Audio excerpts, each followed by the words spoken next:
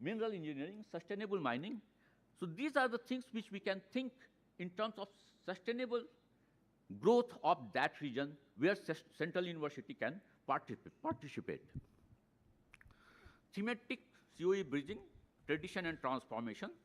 So there is a need of national research grid of the central universities, and they must be linked with the IITs, IIMs, and ICERs for the shared responsibility and shared problem. Enable joint PhD, shared infrastructure, data collaboration, and innovation missions. Last day, we have discussed a full session on Indian knowledge system. I have just put a small things, but all these things have been covered in the last session. PMRF.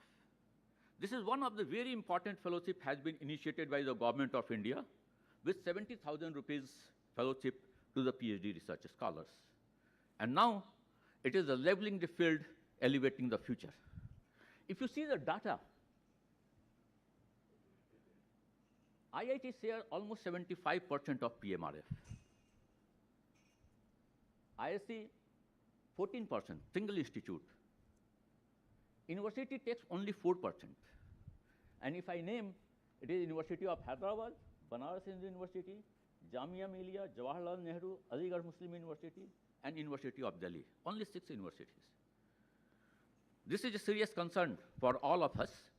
Take the advantage of PMRF, because it offers a fellowship of 70,000 rupees, and we give fellowship to our research students 8,000 rupees. There is a huge difference. This also enables you to retain their top talent if we can catch them in early and reduce migration to IITs and NITs. Catalyze doctoral research hubs and improve. Yes. So I have 3 minutes more, so I will finish it. Strategic alignment with readiness. Align PhD with the PMRF. PMRF has a fixed call. We have to complete our admission before that. All the central universities should do this. Complete coursework within 6 months, and try to convert our grading system into the CGPA so that 8.5 criteria we can meet. And if we can meet, then our students can apply. Right now, we are not able to apply. Institutional mechanism and mentorship. Set up PMRF cells so that the top brain can be cast earlier. Identify and mentor top PhD students' talent, and link coursework performance and structured training to PMRF representatives. ANRF, it is going to be discussed by the COE of ANRF. I am not going to say. But this again shows what is the fund distribution. We are taking only 11%, where IISc takes 7% of the fund. All the central universities 11%, IISc itself is 7%. This is and why we are not able to do this? Because there is certain shortcomings among ourselves also. There is a fragmented research support system and weak proposal pipelines. We are not able to compete with them. No incentive seed funds or anchor supports for COEs or chairs. Limited industry links and no real-time tracking of the research outputs. What we can do? Prepare 3 to 5 year research plans aligned with the national priorities. All the ministry, all the NRF, they give certain theme area that in this area we are going to fund. We have to align in that area. Provide internal grants, proposal workshop, and joint industry call. Proposal for COEs, Green Infra Fund, and regional thematic cluster. That is the important which we should take care of. Beyond boundaries. So far I have been given the responsibility, what has been asked me to do. Now we should go a step ahead. And research and innovation is not always about more money. So far I have never asked that we should get central universities more money. It shows new mindsets, missions, and models. A strategic leadership for the societal research engagement. Organize domain-based faculty cluster around public priorities, health, water, agriculture. Here the leadership comes into the picture. Yesterday, someone has also said that we should have a workshop within the university and try to prepare project based on that. Build multi-department proposal, combining science, social science, humanities. Host big idea, brainstorming. Submit a proposal of 10 to 20 crore rupees, not only to Ministry of Education and ANRF, There are many ministries they are ready to fund. They need only the proposal. So we have to approach all those, embed PhD postdocs with the local governance. The last, engage alumni to establish center, chair in a specified area of the research interest. That is the one of the area which we are missing. All the US universities are mostly funded by the endowment fund. So with this,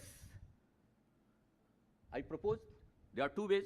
I can take a step by step, go to 2047, or wait for someone who can take this big step and put at the next step. Choice is yours. So I propose connect, C for collaborative clusters, O for open access to infrastructure, N for nurturing innovation together, N for networking of mentors and scholars, E exchange of best practices, C capacity building of programs, T technology transfer and transnational impact. Thank you very much.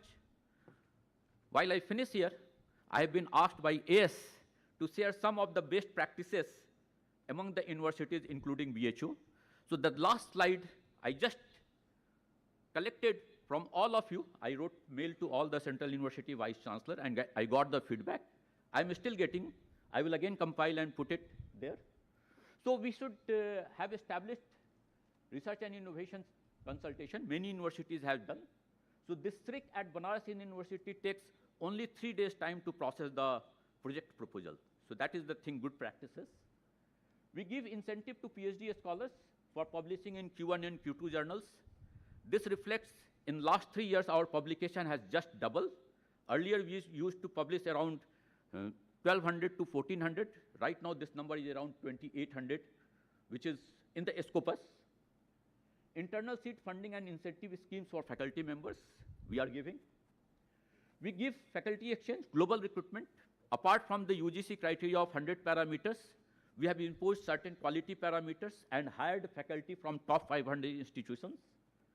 We have given incentive to faculty members on their research outputs, patents, faculty mentoring and proposal writing workshop we are organizing frequently. Just 1 minute. We are doing the internationalization also. If you see the our up to 23 data, we used to admit 100 students almost per year. Now this number has increased to 400. And now this time only 2,000 applicants have applied to take admission at Banaras Hind University. We have the international mobility of the students and faculty members. For a student can spend 1 semester in top 500 institutions, we give $1,800 to spend there. And for faculty, we give $3,000 per month to spend 1 academic year at the top 500 institutions. Delinked admission from the interest test. All the international students, they are not linked with the interest test. They apply and we take the admission. There are many student-centric reforms. We give honorarium for PhD teaching. We have upgraded hostel and students' wellness, leadership. Wellness is also the very critical because if you see the suicide rate, either the IITs, the first, second year students do the suicide, or the PhD students do the suicide. So this wellness program we will prepare to our students. Research opportunities through the top institutions. We send our students in the top 10 institutions 1 semester. And there is a credit research incentive to support in-house equipment. Institutional reforms. We have built BHU Namaste app. This has been built by the BHU faculty. I would like that all the central universities should take. This is free of cost. We can make it available to all the central universities, where on a fingertip, all the information of classroom, timetable, telephone directory, whatever you think, it is available on the BHU Namaste app. There is a green campus, a smart card facility. We are also concerned about ranking. Although we are not improving, we are trying our hard. On every parameter, we are increasing, but there is also the, what I should say, is the market behind the ranking, which must be aware. We have created a state-of-art academic research, CDC building. We are in-housed around 400 crores equipments there under the Sati and various schemes. We have a smart classroom all across the campus, many universities. Green campus, solar power. We have almost 6 MeV power is generating through the solar panel across our campus. So that our cost has been reduced. Rainwater harvesting. And we have built international hostels for boys and girls. So thank you very much for your attention. Thank you, sir. Thank you very much. The presentation had 4 tangible outcomes: data analytics, best practices, expected role of CUs as catalyst in the India's research and innovation ecosystem, and the fourth one, which was the last slide, empowering central universities through Connect, CONNECT. May I request our expert, Dr. Shiv Kumar Kalanramanji, to please share his thoughts.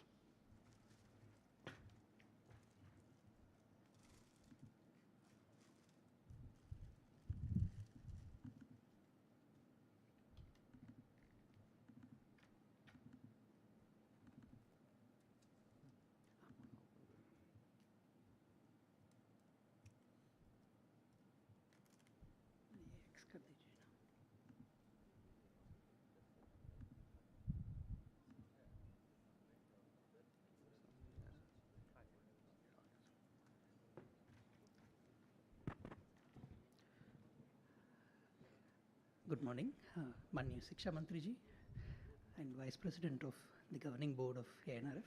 Namaskar. Manya Vinit Joshi ji and member of our Governing Board and Executive Council of ANRF. Namaskar. And all the eminent Vice Chancellors and honorable members here. And thank you to Professor Sanjay Kumar ji and all the Vice Chancellors who have put together such a wonderful report, and I learnt a lot in the presentation. On behalf of ANRF, it is my humble pranams to all of you, and I look forward to learning from you on how we can be a bigger force and to help you all in your journeys. And I have taken on this role just a few months back. And I'm also learning, so I look forward to being educated by the best educators in the country. So with that, allow me to give you a little bit of ANRF's vision and how we are operationalizing it. Many programs are being launched. You will see many waves of new programs being launched.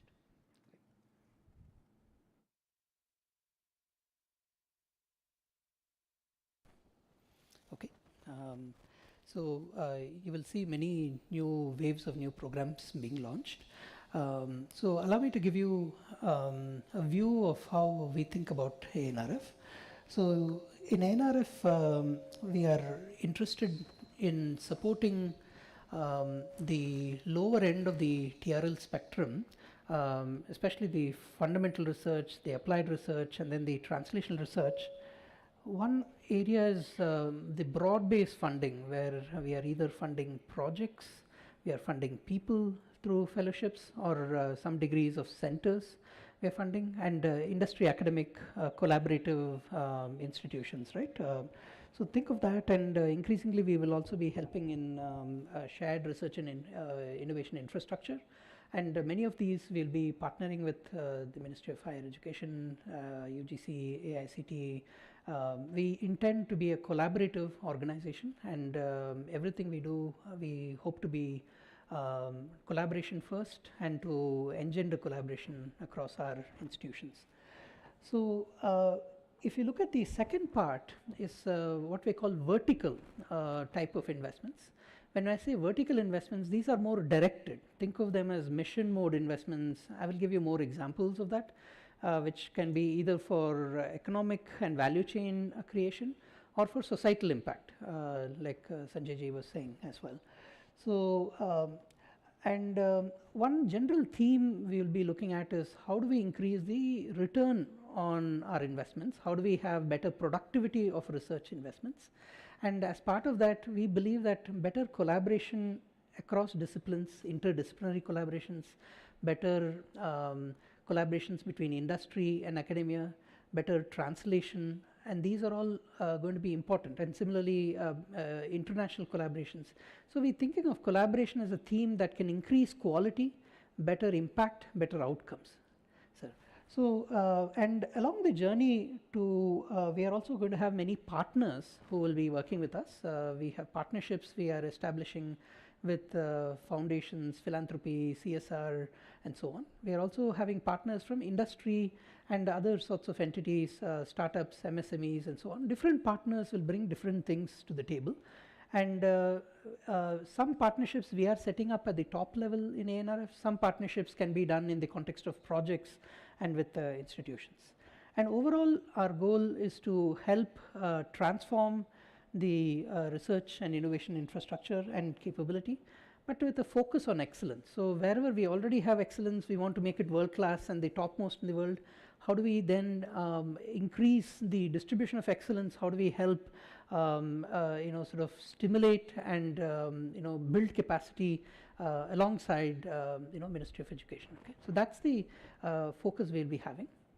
So just to give you a sense of our recent programs, we had many programs we have launched and we are rolling out recently. One of them is the ANRF PAIR program, which is a hub and spoke program focused on research capacity development. And I'll give you more details on that, where we've had hub and spoke setup. We have 7 hubs, and each of them have had 5 or 7 spokes, totally 7 hubs and 45 spokes to be correct. And we also have another 11 hubs and 61 spokes we have funded. And I'm very pleased to observe that there are 2 of the central universities are also hubs for this. I'll be mentioning that shortly. And in addition to central universities being the spokes, right? So in our early career research grant, Prime Minister Pradhan Mantri Early Career Research Grant Program, we've had 700 plus grantees. I should mention that we have incredible responses to all our programs. For example, in the PM Early Career Research Grant Program, we have 6,900 proposals, and we were able to support 718. This was after increasing our budget for the program. Originally, we were planning to support 500. We increased the budget to over 700.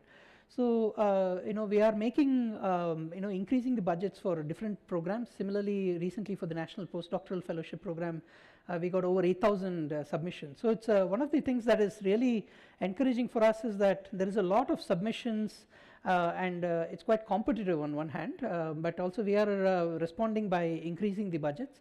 And in my role, I'm also taking the government appropriations and also setting up new partnerships with the non-governmental sector so that we can increase our budget and do more and increase our program sizes as well, right? So all our programs as we go forward, we will be having it as open for co-funding. So if you have, know of philanthropists or others who wanted to join hands with ANRF, please do connect them with me. We will be using that to also expand our programs and, expand the funding. Similarly, we are starting off mission mode programs. The first one we launched was the Maha EV mission, electric vehicle mission. And again, this was a hub and spoke type of setup, and we've recently funded some. Okay.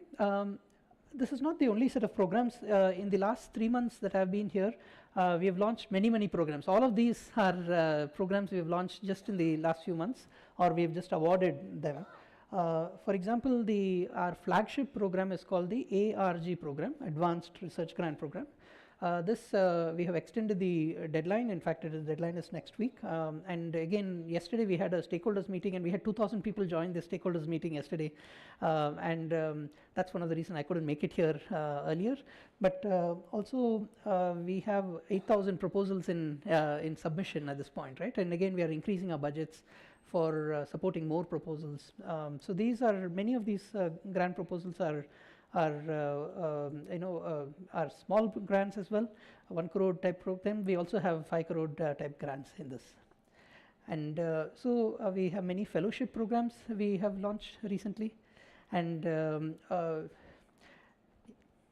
also our National Postdoctoral Fellowship and many other programs we are launching.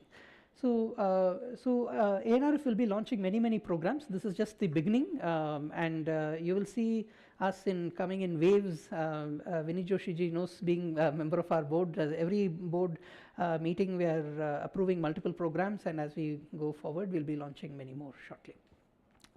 So, first I'd like to mention about our PAIR program. Our PAIR program is a hub and spoke focused on increasing the research and innovation capacity across our university ecosystem. This is explicitly focused on capacity building. This is one of our flagship programs, and each of these PAIR networks, as we call them, hub and spoke, we are investing 100 crore each in this, and 70% of the budget goes to the spoke institutions. And I'm so delighted to see two central universities leading the Jawaharlal Nehru University, University of Hyderabad, as the hubs of this. And in addition, we have other central universities as the spokes. Of course, we welcome feedback on how we can make this program better, because we are going to have another round of this later. As well as we are looking at other variants of this program, working with our national labs to increase the collaboration between our national labs and our university ecosystem as well, right? So this is the hub and spokes we have supported. As you can see, there is a reasonable distribution across India.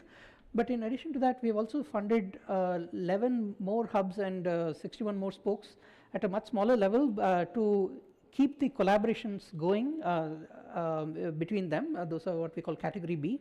Hopefully, they will also compete and be successful in future, pair calls.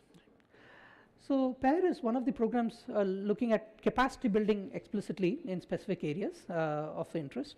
Now, ANRF will be launching many mission mode programs over time.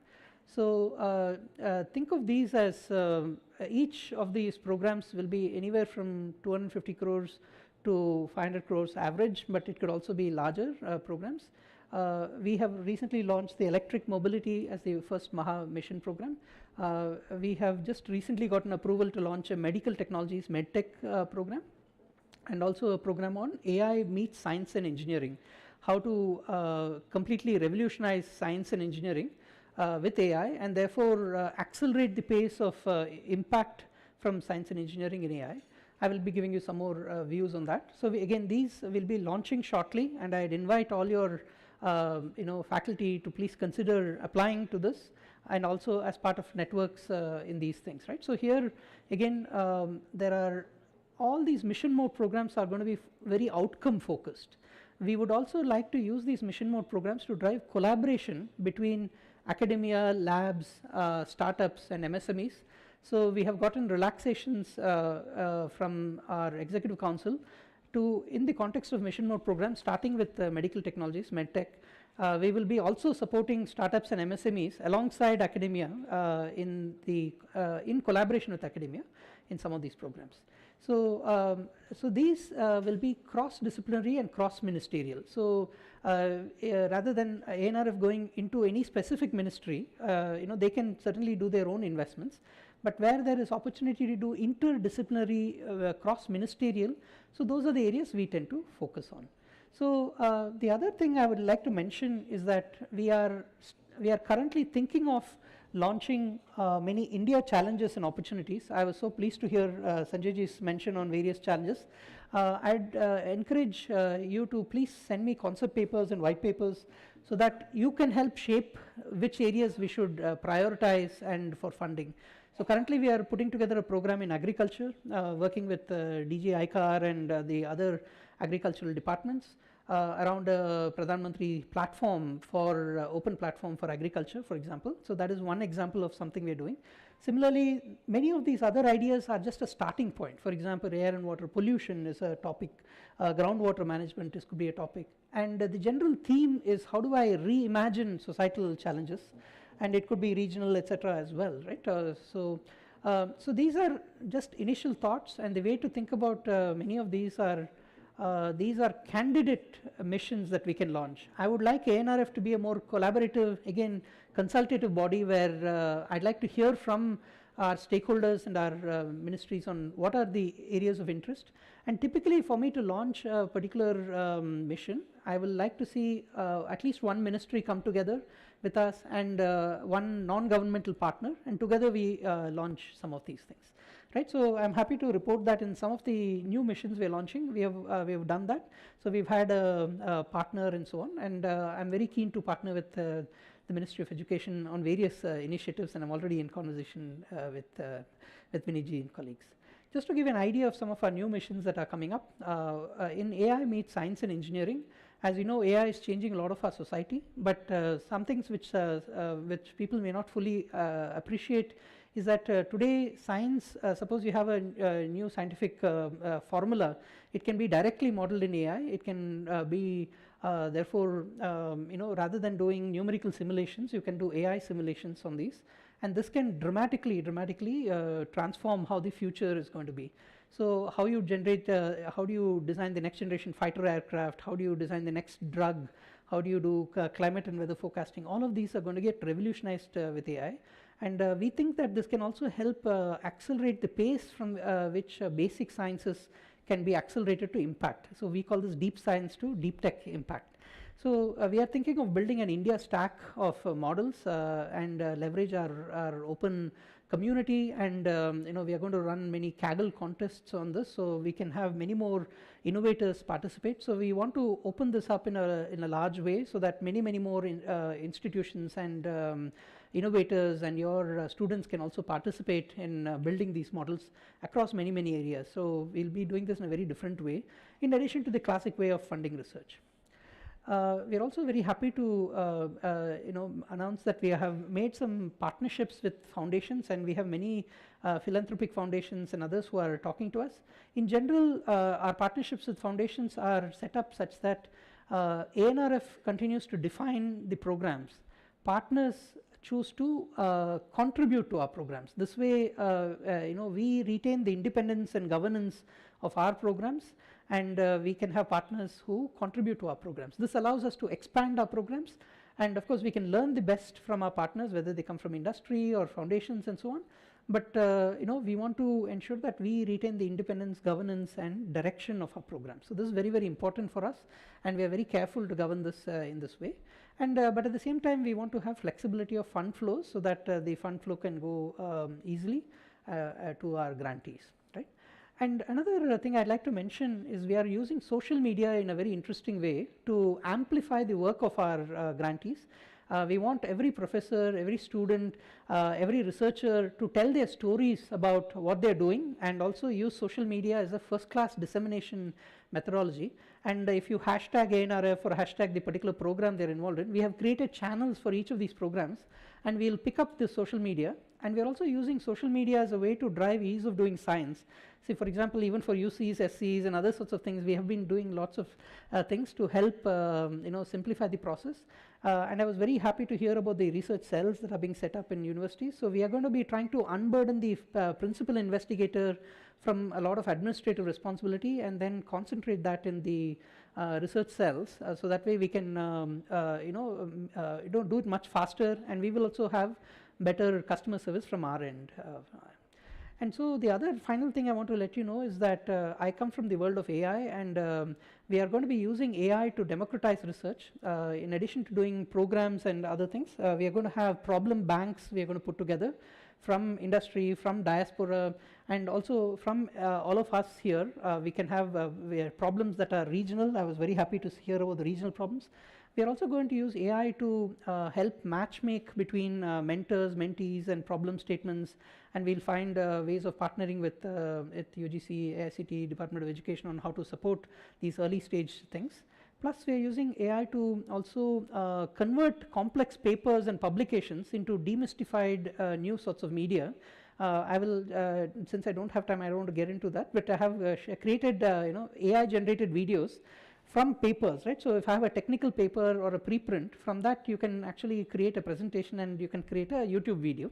And we are actually in conversations with InflibNet, which is one of your institutions, to do an open science and open publishing platform, and an Anusandhan community platform we'd like to create, which can increase. Again, these are all initiatives we're trying to do to democratize research using AI and social media. This is going to be part of a master platform we intend to create, which we call Anusandhan Master Platform, Manumapi, for research and innovation. And this is a concept at this stage, but our hope is that this will enable all researchers to discover one another. This is like a national dashboard. We can also have your great work that we pick up and display here as well, and also science and technology indicators and other things, right? So we can connect to other dashboards and other works you're doing. Okay, with that, Jai Hind. Thank you very much.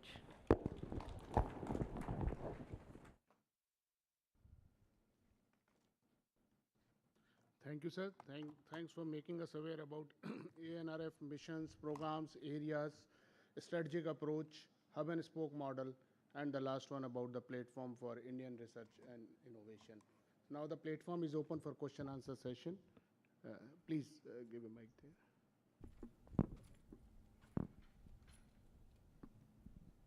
May I request to introduce yourself in brief and ask the question very explicit. Yeah, I'm Bayal Srinivas, VC Samaka Sarakasi, Delta Bell University. I come from humanities, but the entire presentation is very, very useful, and in fact, in eye-opener. I have a limited point. I come from Hyderabad, where we have some top institutions and top industries. We have CCMB, NIN, IICT, and we have a huge DRDO kind of network, and of course, universities. I don't really see during last 30 years any kind of proactive collaboration between academia and industry there. And Hyderabad, in fact, produced, Bharat Biotech produced Covaxin during Corona time also. That they have produced it independently. My suggestion is that as part of Anusandhan program, if you have a proactive kind of Anusandhan, at least to begin with among the universities and then national institutions within the city, and later across India, that would be a good idea for your consideration. Thank you. Yeah. Thank you, sir, for that suggestion. Indeed, we are encouraging collaborations across all our programs. For example, all our hub and spoke programs, all of them are highly collaborative. And we do have, in fact, ARCI and others who are involved in some of the collaborations, and University of Hyderabad is coordinating the PAIR program. So, and also, even in our ARG program, we have strongly incentivized collaboration. In fact, for the larger grant, we expect collaboration as well. So we will be using the collaboration mantra in all our programs and support. Thank you, sir. Sir, please. Yeah. I'm Sanjay Srivastava, Vice Chancellor of Mahatma Gandhi Central University, Motihari, Bihar. My question is, rather my concern is that in the mandate of the ANRF, it is mentioned that the interface, the scientific and technological interfaces with humanities and social sciences. Since I am from social sciences background, so that very thing is taking a back seat in the efforts of the ANRF. So this is a concern that social sciences, humanities, they should also be given, yes, appropriate space. Thank you. No, I fully hear the concern, and so I'm learning a lot more about this. I'm very happy to announce that just yesterday we announced a new program for humanities and social sciences, the interface of science and technology. But we have been very clear that it should be led by humanities and social science. In fact, we will be prioritizing where of course, the quality and merit comes first. But that should be the institution, the lead institution should be social sciences or humanities. It is just pre-announced. The details will be coming either today or tomorrow or next week. Yeah. Thank you, sir. Yes, sir. My question is to Kalyanji. I'm Ganti Murthy from the National Coordinator of the IKS Division, Ministry of Education. So I have two questions. One is a broad question regarding the philosophy in the ANRF, and then second one is a very specific question. The first one, what kind of policy priorities are you setting up to incorporate some of the Bharatiya models of thought processes and then into the ARF thinking itself? I'm not talking about simply the technologies, but I'm talking about the thought processes and the perspectives from the Indian knowledge systems. And then second and more specific question is, you had recently announced a convergence research centers, which actually, by the way, includes a lot of humanities and is cross-disciplinary and transdisciplinary. Yes. And so my question there was, what kind of, because that is a prime area for incorporation of Indian knowledge systems, yes, and that thought processes. Because I could not see that in the document itself that any place for Indian knowledge systems there. Is there any thought process there, or will that be made more explicit? Thank you so much. Yeah, just to elaborate, you will see the full call for proposals come out by Monday for sure, if not by today. So we are calling for centers of excellence at the interface between social sciences, humanities, and science and technology, led by humanities and social science, right? So that is the number one. Now, it can be any area. We are just giving indicative areas. So clearly, Indian knowledge systems based things So we have mentioned a few areas, but that is not exhaustive, number one. Number two is we are also open for an India Challenge program around, Indian knowledge systems based thinking. So my humble request is please give us concept papers. See, I want you to be a stakeholder in telling us where we should put our money, okay? So please educate me and help me understand where are areas which are worth our investments. Of course, I have to take it with our other stakeholders as well, but I would like you to be an equal stakeholders. Please do share with us. Thank you. Thank you, sir. We'll take the last question from the madam. Professor Neelima Gupta, Vice Chancellor Dr. Hari Singh Gaur Sagar University from Madhya Pradesh. First of all, I would like to appreciate both the talks, which were very informative on research, innovation, and of course on ANRF. I had a few concerns. We are talking about good research, and I do appreciate it. Like in our university, we have made 8 advanced research centers. I had also sent a write-up to the coordinating university. Somehow I think it was not reflected. So our purpose is to provide research facilities to not only our students and our faculty, but to other universities as well. We have also discussed it earlier that we should have cluster research facilities, which have been facilitated earlier, and now you also talk about that we are going to have cluster universities. The problem which is coming, especially in our university, what I face, we have, like I say, 29 sophisticated high-end instruments in our CAR, in addition to the departmental instruments. The maintenance of these instruments is really very difficult. We are not even able to meet out the running expenses of these instruments. Even faculty from other universities, all information is available on our website. And my purpose is that at least we should be able to generate money for the running expenses of these instruments, but we are not able to do that. So how to maintain these instruments? Do we have any funds for maintenance? Like DST provides funds under the Supreme project, but that is only for DST purchased instruments. We have instruments which are purchased from other organizations also. So how do we go about with that? So this is my concern. And one more last one is that about the thrust areas we were talking about. Yesterday we talked about the coastal areas, and I'm also concerned about the river waters. We are one of the richest countries in having river water, but we never lay any stress. We talk about abatement of pollution, but we are not focusing on that. So I feel that this should also be included as a thrust area. Thank you so much. Experts would like to respond. Yeah, on the, yeah. Suggestions are made note of. Yes, so these are very important suggestions. So we will take note of this and include in our draft paper. So I also request, means most of the things which I couldn't discuss, it is already deliberated on the draft paper. So we will share that draft paper, all of you. If you have any suggestions, kindly incorporate so that we can compile and make a nice presentation of that. With this, we come to the close of this session, and we would like to thank Dr. Shiv Kumarji, Professor Sanjay Kumarji, and the Vice Chancellors of participating universities, and one and all present in this hall. Thank you very much.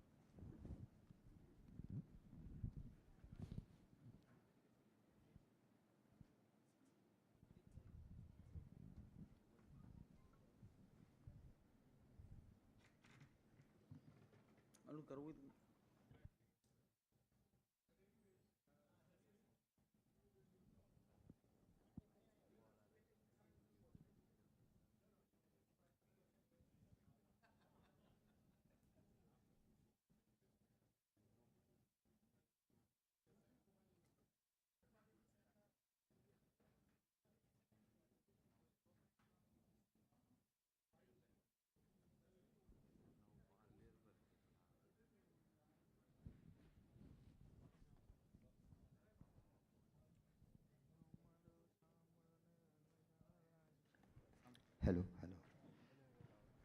We would like to welcome in this hall Dr. Sukanta Majumdarji, Minister of State for Education, Government of India. So, with clap, just will welcome him. He is amongst us. Thank you, sir.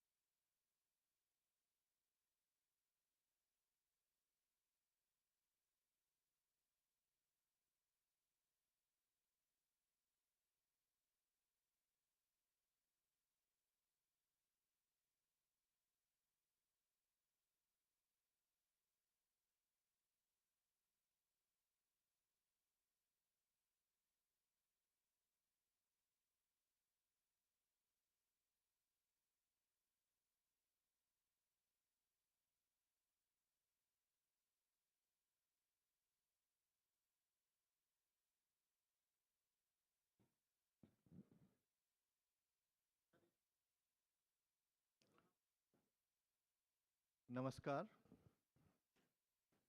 We are going to initiate the deliberation of the 8th thematic session.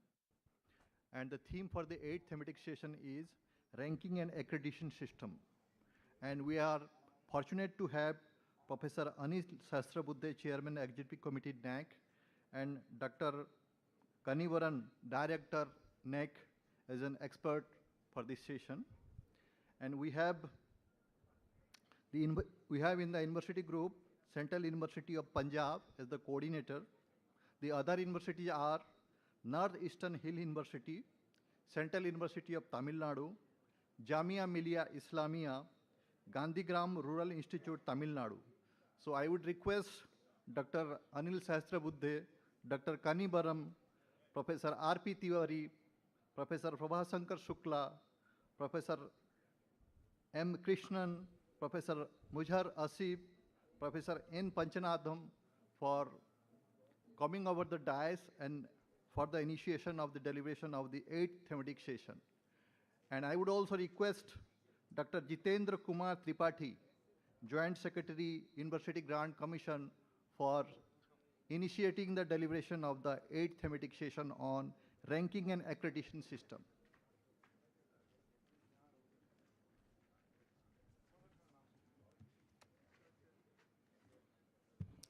Thank you, sir. Good morning to all. Honorable Minister, Union Minister for Higher Education, Government of India. Honorable Union State Minister for Education. Honorable Chairman, University Grants Commission and Secretary, Department of Higher Education. सभा में उपस्थित सभी गुरुजन एवं अन्य साथी सभी को मेरा सादर नमस्कार. This 8th session is ranking and accreditation system. So there are 5 universities that are Central University of Punjab, Central University of Tamil Nadu, Northeastern Hill University, Shillong, Jamia Millia Islamia University, Gandhigram Rural Institute. So all these 5 central universities and 1 deemed universities, we have number of discussions, meeting. After that, we have come to conclusion to have this presentation. This theme, expert is Professor Anil Sahasrabudhe ji, who is well-known name in the area of education. Sir is the presently chairman of NETF, NAC, and NVA. Second expert is Professor Ganeshan Kannivaran. He is a senior professor in IIIT Trichy. Before that, he was also director in charge of Trichy and director IIIT Sri City, and presently he is director NAC. So this presentation will start with Professor R.P. Tiwari, who served for more than 30 years in Northeast Mizoram University, and thereafter he was the Vice Chancellor of Sagar, and now presently he is the Vice Chancellor of Central University of Punjab. So I would like to request Professor R.P. Tiwari ji, sir, kindly come and share your presentation.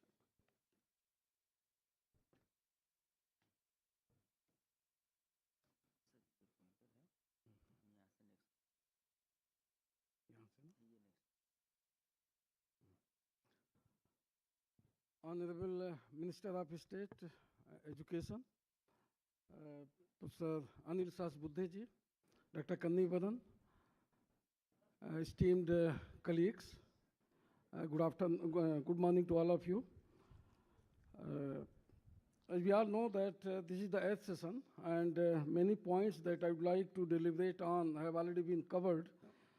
So I will briefly mention some of the highlights of our group discussion, which I had with my fellow Vice Chancellors of 4 Central Universities who are sitting in the dais. Let me start with why ranking and accreditation matters. You know, all of us, we know this, but just to recapitulate and warm up you for further deliberations on this topic. You know, we all know that this ranking and accreditation propels us to implement reforms stipulated in NEP 2020. They also help us to ensure higher education institutions of India to meet minimum benchmarks on academics, infrastructure, innovations, and entrepreneurship. They also help us to work out our own global benchmarking in comparison with the global benchmark, global standards that are practiced in higher educational institutions of Western countries, and to compare and work out the strategy for improvement. And we all know that both the process, ranking and accreditation, are very exhaustive, very intensive, and therefore these help us to understand, to assess our own quality benchmarks in each and every area that the higher education is concerned with, and also to work out plan for further improvement in respect of all those key performance indicators. This ranking, it is also help stakeholders to build trust on institutions and have informed choices in the selection of institutions for higher studies and research. Better employability, because many times the agencies, they ask what is your rank, what is your NAAC score. Access to funding, Dr. Sivakumar has just explained how better ranking help us to become hub and spokes, and how around 10 central universities have achieved the benefit of better ranking in terms of, is a hub, 2 central universities as a hub, and 8 central universities as a spoke. Accountability, autonomy and accountability, we all know, NRF has just been explained. We are aware of graded autonomy, and also, the last year we remember that the Minister of Education convened the conference of top 200 institutions in NIRF, and a sort of training was imparted as to how to prepare institutional development plan, and most of us have already prepared it. This also helps us to achieve global recognition and collaboration. It enhances our visibility, and also it helps us to have partnership with top 500 institutions in the country. And this is also helpful in fulfilling the national aspirations that are stipulated time to time by our Honorable Prime Minister, like Atmanirbhar Bharat and Vikasit Bharat. Here, what we have tried to show is the different ranking frameworks, national and global, and the message that we derive, the take-home that we have from analysis of these different ranking frameworks. For example, QS world ranking, as we can see here, 50% is only for reputation, 20% is for faculty-student ratio, 20% for citation. So we can say that this is basically global reputation-driven, faculty-student ratio-driven, and citation-driven. But as a result, this is reputation-driven, and it is highly subjective. Then we come to Times Higher Education. Here we can see that teaching, research, and citation, they constitute nearly 90% of the score, and rest 10% is for international outlook and industry outcome. Therefore, these are teaching, research, and citation, and which are essentially data-driven. And one of the major components is here citation. Shanghai ranking. Here we see that 30% is reserved for Nobel laureates and field medals. And then, of course, the citation, the rest 60% is for citation. So here emphasis is on faculty and alumni with Nobel Prizes, and also the citation, the research outcome. And this essentially ignores teaching and social impact. Our NIRF, we can see here, it has national focus, it has regional relevance also, and this prepares us, to become globally competitive. Likewise, if we see this, the comparison of various accreditation agencies that we have in the world and our own NAAC and NBA, what we find is that NAAC is structural, it is structured, well structured, and it is process-oriented. NBA is, of course, outcome-based, but this is only for engineering and technical institutions. Then, NECHE, this is structured, and it, ensures continuous improvement. QAA, which belongs to UK here, this is heavily focused on peer review and consultative approach. TEQSA, this Australian one, this is risk-based quality regulations. And AA and ABET, USA, which is industry aligned, globally acclaimed, and AAC SB, this is globally recognized, but it depends on rigorous criteria. Now here in this slide, we are showing the result or the performance of various types of higher education institutions in NIRF, right from the inception, as we can know that, these top 100 institutions, how they have done down the line, in the next, right from 2017, because, top overall category was introduced only in 2017. So here we can see that INIs, they started with 34, and they are maintaining their rank in top overall category. Now in the 2024, the number was 37. Deemed to be private universities, if you can see, they also have almost flat curve beginning from 29 to 31. And of course, the state universities, they are on the downside from 27. Last year, they became only 24.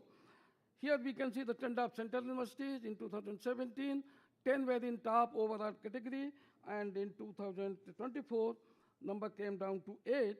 And deemed to be government universities, as we can see here, that there was only one, that is Homi Bhabha, and now in 2024, none of the private, none of the deemed to be government universities have figured in top 100, whereas their number in the country is around 40. Now here we have tried to see the performance of various institutions in top 100 university categories. As we can see here, deemed to be universities and private universities, there were 28 in 2016. In 24, their performance, their number became just, nearing to double, 49. Then the other one we can see here, the state universities, they have declined from 39 to 36. Central universities in 2016, there were 20 in number in top 100 university category, but last year they came down to 11. There is downward trend every year, and deemed to be universities, government universities beginning from 8 have come down to 2, and the INIs here, we have kept 2 INIs in this, ICT and SLIDE. So these 2 are the one which figured in top 100 in the university category in 2024. Now if we look at the concern, what are the areas of concern for us? We can see that we are living in the era of outcome-based education, where every stakeholder, that is, be it parents or the students or society, we see that what would be the outcome, what are the learning outcomes when the student is involved in particular HEI. And so from that standpoint, we see that, the NIRF, most NAC, as well as NIRF, there is overemphasis on quantitative metrics, and there is not proper assessment of teaching quality and learning outcomes. It is because it is data-driven, it is number-driven. Then we see the less emphasis on outcome-based education, and the innovation and the startup ecosystem is yet to be factorized, especially in NAC, whereas in NIRF, some component has been reduced from 2024. Student feedback system, this needs to be improvised because it is sort of ritualistic, and students are also not forthcoming with, but we have some suggestions in this strategic viewpoint. Now, alumni database in universities is very poor, whereas there is emphasis on contribution of alumni, especially in NAC. Then, the global benchmarking, of course, the context on which HEIs operate is different than the context where higher education institutions of Western world operate. But still, the global benchmarks factorization has to be there, both in NAC as well as in NIRF. Both the processes are time intensive, and also the resource driven, and also they are sort of subjective, because the perception of peer team members also depends from university to university. We have different groups of peer team members, and it depends on their own context and their own wisdom. So a lot of subjectivity is also involved in accreditation and assessment. Then, we also have, like in real data time capturing, because, it is always after the gap of 2 years that the new peer team visits. The fault may be of HEI or NAC, but that's the reality. And therefore, the 2 years data is not captured. And as I said earlier, it is time intensive and resource driven. Therefore, if, one nation, one platform, one portal starts operating where all data is available and data can be captured by accreditation assessment agencies and also by ranking agencies world over. So, the sort of the labor that is involved on the part of the faculty members of HEIs can be reduced, and real-time data can easily be captured. Of course, the issue of rural and emerging institutions are disadvantaged because they do not develop enough infrastructure to meet the benchmark of NAC and NIRF, and also there is language barrier because certain institutions operate in rural setup where the teaching and research is done in Hindi or Sanskrit or any other language, and the publications have also become issue there because Scopus and Web of Science platform, they do not entertain research articles in medium mostly other than English. So that is also the issue. Now, if we see the strategic action points that our group has suggested for this, strengthening curriculum, teaching, learning, and assessment. We all know that now with the advent of NEP 2020, we are talking about program learning outcomes, course learning outcomes, and but the issue remains that how these program learning outcomes and core learning outcomes are assessed at the end, whether these are really achieved by the learners or not, there's gray area always there. And apart from that, in curriculum, every university has vision and missions. So whether the curriculums are met with vision and mission of the university, because vision and missions are to be realized by the particular HEIs. So unless those are met with the curriculum, then the vision and mission will remain only on the paper. So that has to be there. Likewise, the sustainable development goals are also to be mapped with the curriculum. Then, we all know that, innovation cannot happen in silos. For that, there has to be interdisciplinary, transdisciplinary learning and research both. And we are stuck up with multidisciplinary learning only. That's not enough. So what is the relationship between various branches of science? We know that, say, for example, biological sciences, several disciplines are there. So what is the interconnection between this? What is the interface between different disciplines of biological science group, and how they interact with each other, and how coming together can help to resolve the real-time problems of the society? That cannot happen unless we involve interdisciplinary and transdisciplinary component in our learning and research. Outcome-based learning can, in our opinion, cannot happen unless we introduce open book examination. Because, if we introduce open book examination, then we have to have course correction right from curricular design and pedagogy, which is very important. And we all know that there have been several reforms, in pedagogical reforms in India as well. And in the, many central universities have smart classrooms, and they are engaging students in flip model, which for us appears to be a new model. But in one of the Shrutis, then I'll skip this, and we have already spoken about, we are introducing this model, student as a co-instructor model. What we are doing is that, for every class that a teacher takes, we assign a student instructor. He is informed in advance that in the particular day, this lesson will be taught. He comes prepared. He delivers lectures on that topic for about 20-25 minutes. And then whatever teacher, the mentor supplements in another 15 minutes. And then it becomes a complete package on that topic. And then there's discussion on that. So this way only when we involve when we convert our classroom as an active classroom, which by and large remains passive, then only we can make our learners creative, and then we can only inspire them to become critical thinkers. Now, of course, this has been talked about. Teacher is appointed today. Tomorrow he is assigned a class. Tomorrow he is assigned a research scholar. So, there is no training for him. So, if this provision can be introduced, research and innovations, new departments are to be sanctioned to introduce new programs, particularly in the emerging areas. This has already been talked about, seed grant for new faculty. So, this should be inbuilt in the university allocation.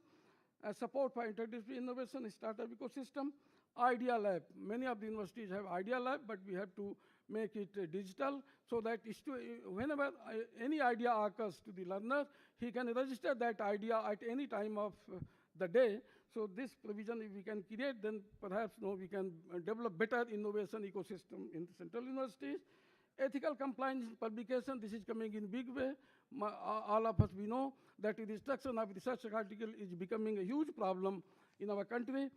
Physical infrastructure, here, this point, especially the regional instrumentation hubs, this has already been spoken about, but I'd like to emphasize again, we have suggested that there should be 5, because, for, every researcher, active researcher, the biological, analytical, and also imaging research facilities have to be available, and high-end research cannot be done, problem-solving research cannot be done unless we have this. Revival of UGC schemes. There was many schemes run by UGC which really had built research infrastructure in the university system, but none of those perhaps are working now, so those can be done. Revival of LEAP. We are suggesting performance-based grant model and evidence-based decision-making. Talent attraction from abroad. What I would like to emphasize here is, especially to our Honorable Minister and our Additional Secretary Sahab, that once research is carried out, done, and if the research has potential to become translational, there's no scope for that research scholar to continue and complete his research findings. So, we realized this problem, so we introduced our own university postdoc fellowship. We cannot have huge numbers, so to begin with, we had 5. Out of 5, those who we hired, our own students, they have been hired, one has been hired by University of Cincinnati and one by University of Iowa, because, they are getting better grants. So, there is a quality researcher available, our own research scholars who can compete with the best in the world. But, if we can recruit them, if we can retain them, of course, we talk about brain gain, brain circulation also, it has to be there. But by and large, if we can retain them, then that would be really helpful. These are some of the points. These have already been explained well in our outcome research paper.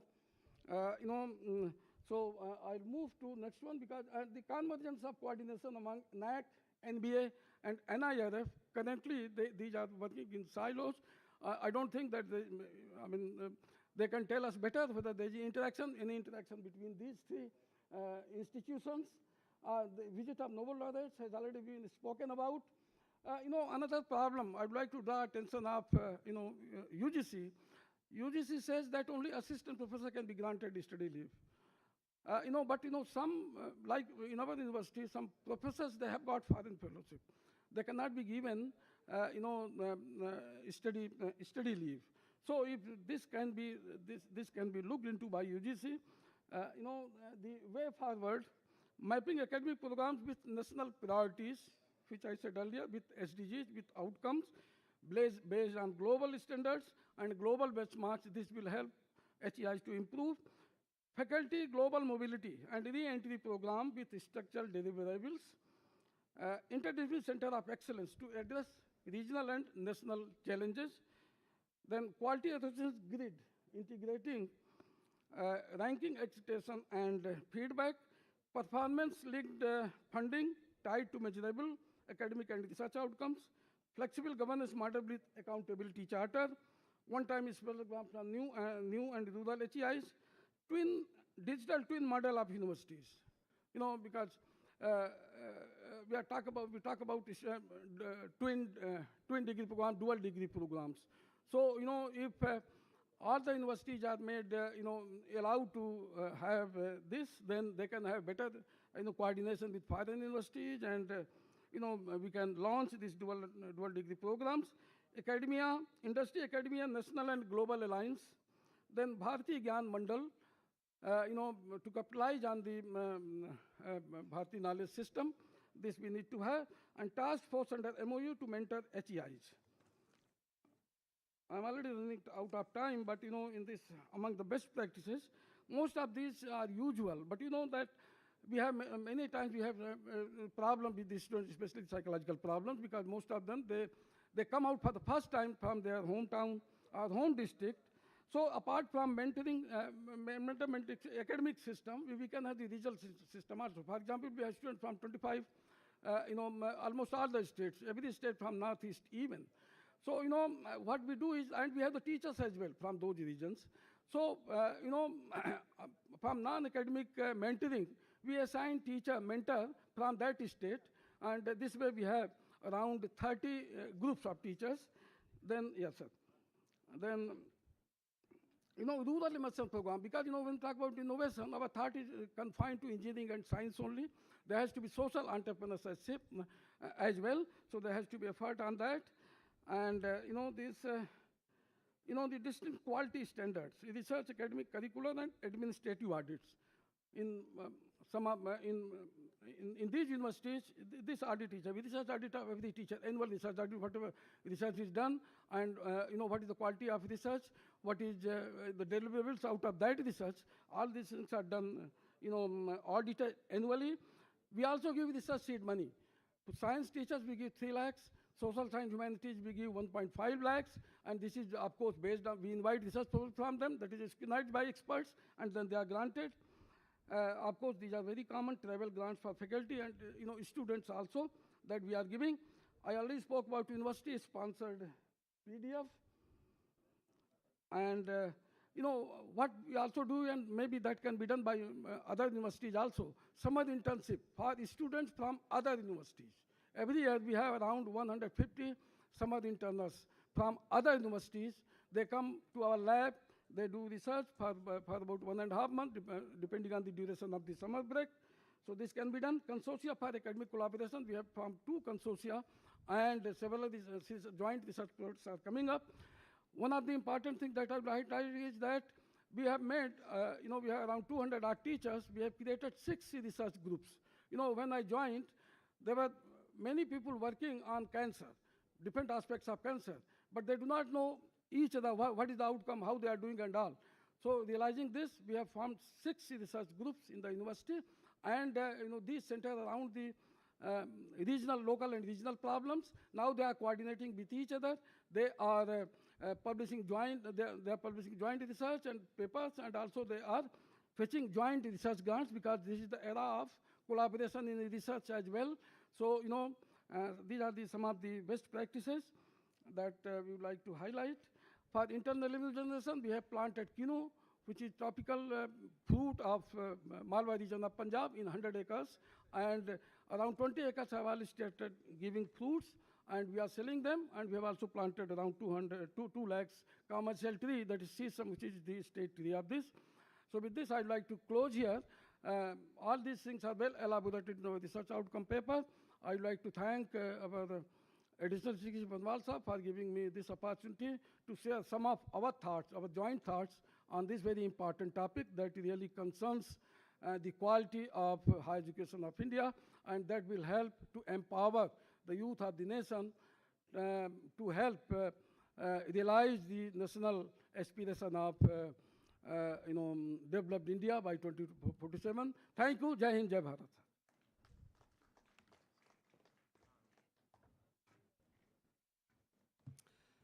Thank you very much, sir, for very detailed presentation and synergy and ranking in framework and national at international level, trends of an IRF ranking, revival of a scheme and starting of some new schemes and a strategic plan. So thank you very much. Now I will request Professor S. Budde, sir, to kindly come and share his presentation.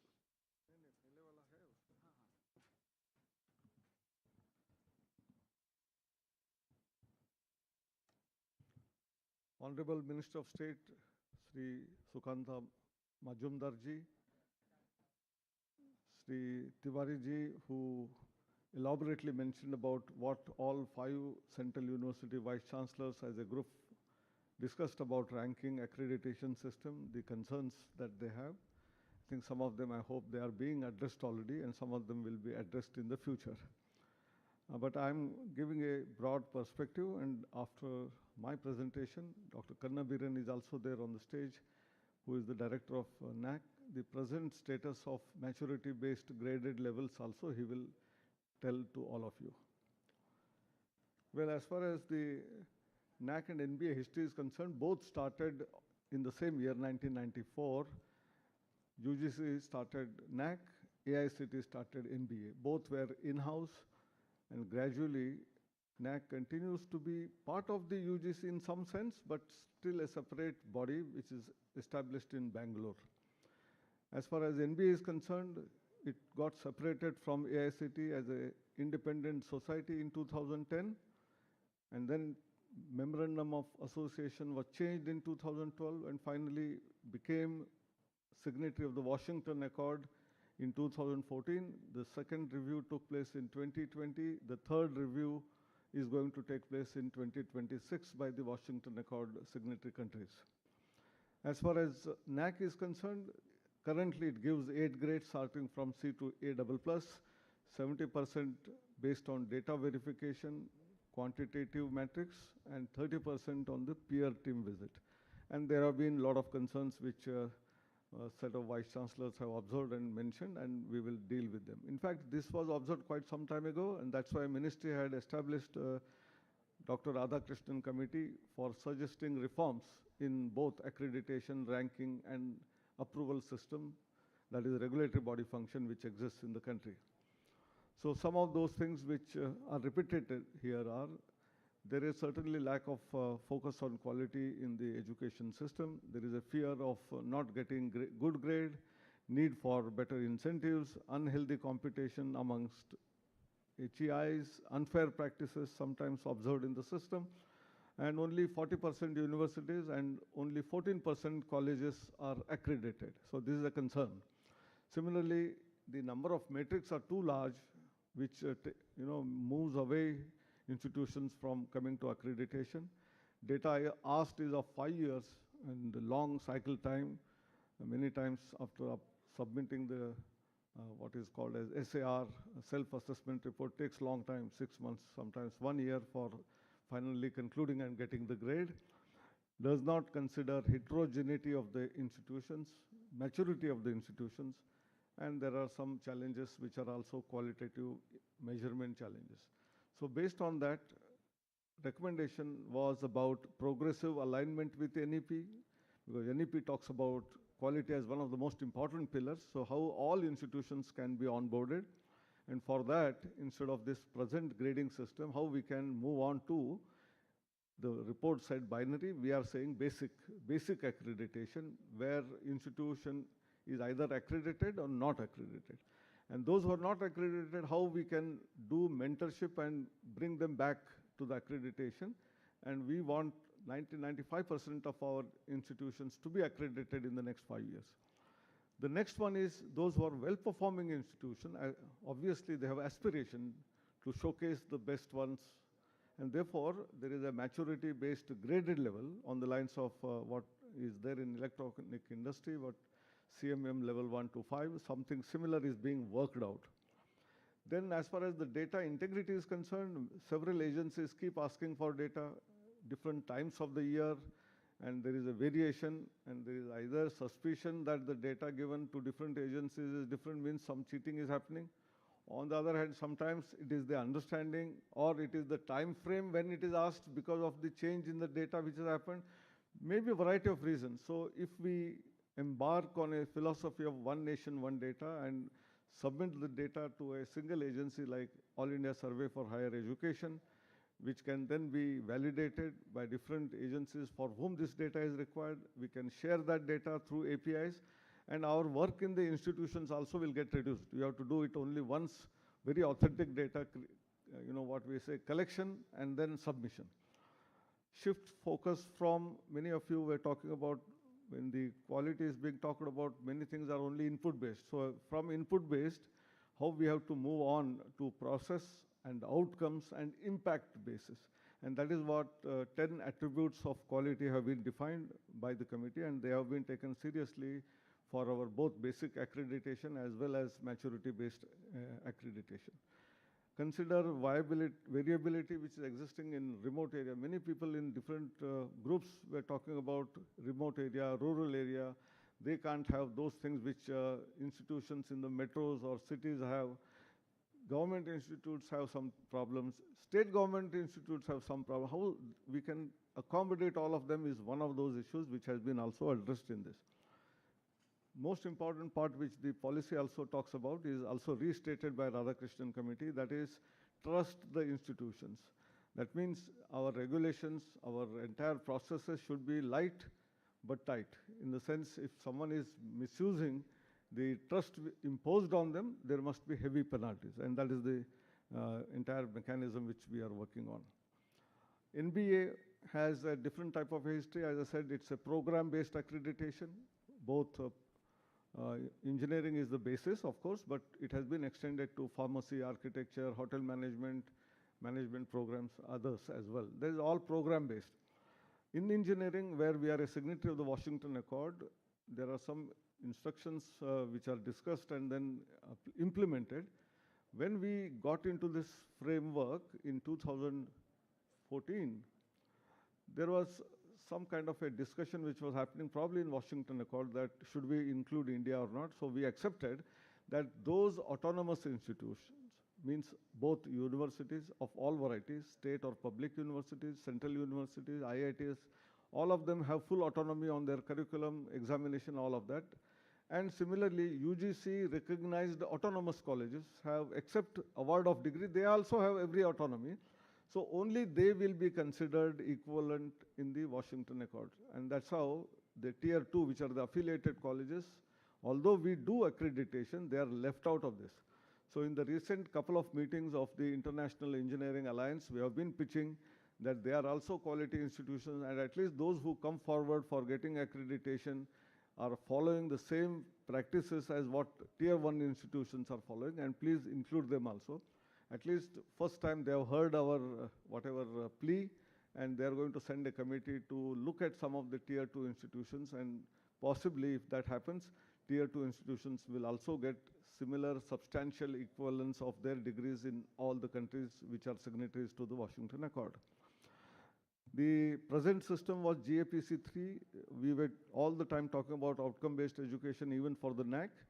There are, in fact, 12 graduate attributes defined by the Washington Accord signatory countries, starting from engineering knowledge to lifelong learning. I'm not going to read out all of them. But GAPC 3 is now changed to GAPC 4. And the changes that are going to happen, I have highlighted in blue. Others remain the same. As far as the engineering tool usage is concerned, it is not just merely usage, but how we create new applications or appropriate techniques are used in order to create new apps based on whatever tools do already exist. As far as the engineer and the world is concerned, earlier it was called engineer and society. There is an emphasis on environment and sustainability. And that's why what we all keep discussing about SDG goals and sustainability is part of this particular parameter.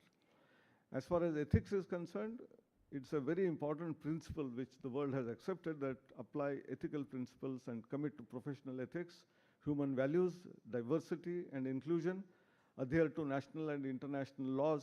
This is a new paradigm shift which is happening as far as just ethics is concerned. And then there was always teamwork, but individual and collaborative teamwork has been given, again, emphasis, which is very important for industry.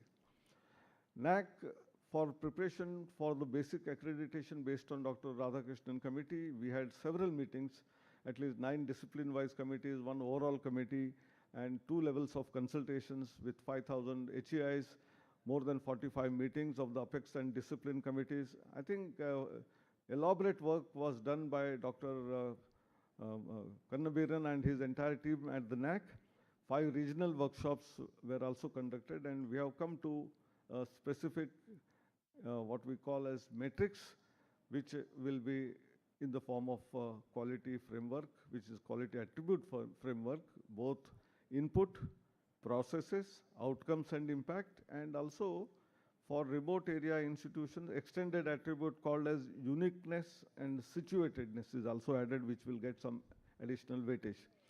So standard things which we all look for are curriculum, faculty resources, infrastructure, financial resources and management, teaching learning, extended curricular engagements with society, other organizations, governance and administration, student outcomes, research and innovation outcomes, sustainability outcomes and green initiatives, and finally uniqueness. And this is how total 1,000 marks are distributed. There are 58 metrics for university, 50 for autonomous institutions, and for affiliated colleges, it is 40 institutions, 40. And then out of these 1,000 marks, we also have different benchmarks. Minimum marks of 50% for universities, 45% for autonomous, and 40% marks for affiliated colleges to get the status of accreditation. This is what we have already decided. And these are all details of the attribute framework and the actual metrics and the marks or weightage that is there for each one of those metrics. This is available as a PowerPoint presentation, so I'm not going into all of this. And as far as the system is concerned, it's similar to what existed. You apply for through the IRBA. If it is not approved, you have to do it again. If approved, then you have to submit institutional self-assessment report that is assessed. And then there are 2 ways of looking at it. One is quantitative and qualitative. Most of the quantitative will continue. Qualitative will also, to the extent possible, at the level of online inspection will take place if required. Otherwise, everything is data-based. Yeah. What is planned to be achieved through accreditation, as I said, in terms of our the new system, it is going to be launched very soon, which is very objective in nature. And we are going to have a maturity-based graded level, which Kannabiran will tell in about 4 slides. As far as ranking is concerned, there was a lot of concern raised. The type of ranking which we follow is different from what the world follows. Our diversity means we take care of socially deprived sections of the society. We have women to be taken into account, physically challenged, that means Divyangjan taken into account. And therefore, our system is more robust in terms of data of both teaching learning processes. It is also having research and professional practice, graduation outcomes, outreach, inclusivity and internationalization, and finally peer perception. Many institutions keep raising an alarm on the way the peer perception is carried out or how is it done. All institutions have been asked to give list of about 100 names. They may be from your industry associates, those who come for placement, or with whom you have got some MOUs, your alumni, and mails go to 10,000 various types of stakeholders. And whoever reflects and gives your name, naturally your rating will go on increasing. So you don't have to play with it, but nevertheless give those people's names who know about your institution, who will be able to respond to the query. If you do that, perception will automatically improve. India ranking 25 is almost ready. Very soon we will be announcing. And some part is given for sustainability in the current ranking, but a special category of sustainable ranking is going to come in this year. So this is a very important new initiative. And the second very important part which we are going to do this time is we will have negative marks for retraction of papers. There have been some of the universities whose large number of papers are getting retracted 1 year, 2 years down the line. So the credibility of such institution is a issue. So unless we give negative marks, people will not correct themselves. So that is also being implemented. As far as the other 2 rankings, QS and world rankings of Times Higher Education, which were reflected, I'm just giving you this slide, very important. In 2010-14, the number of institutions who appeared in the both QS and world rankings were hardly 8, 5 like this. Today, they are 10 in number in 100 to 500, and there are 10 in the 100 to 500 even in the Times Higher Education ranking. As far as beyond 500 is concerned, the number is also massively increasing year after year. So that means the effect of National Institution Ranking Framework, some of the philosophies here being applied there also, the numbers are continuously rising, and we have become a force to reckon with in the world rankings as well. Thank you very much.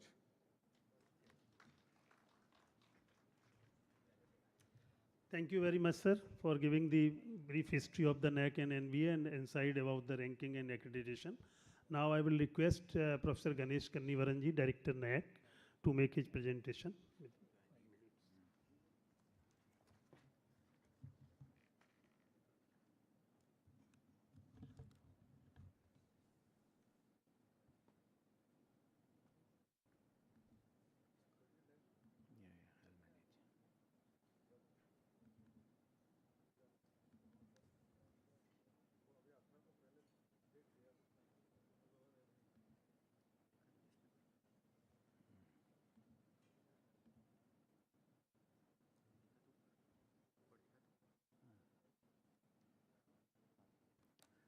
Honorable Minister for State, respected Secretary Sir and other officials, Professor Jagdish Kumar, and all invited speakers, and the colleagues on the table, dais.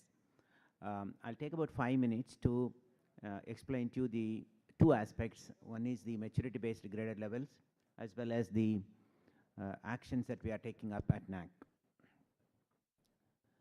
So, I just wanted to mention there are 54 central universities, 43 are accredited, and accredited with valid grades are only 35.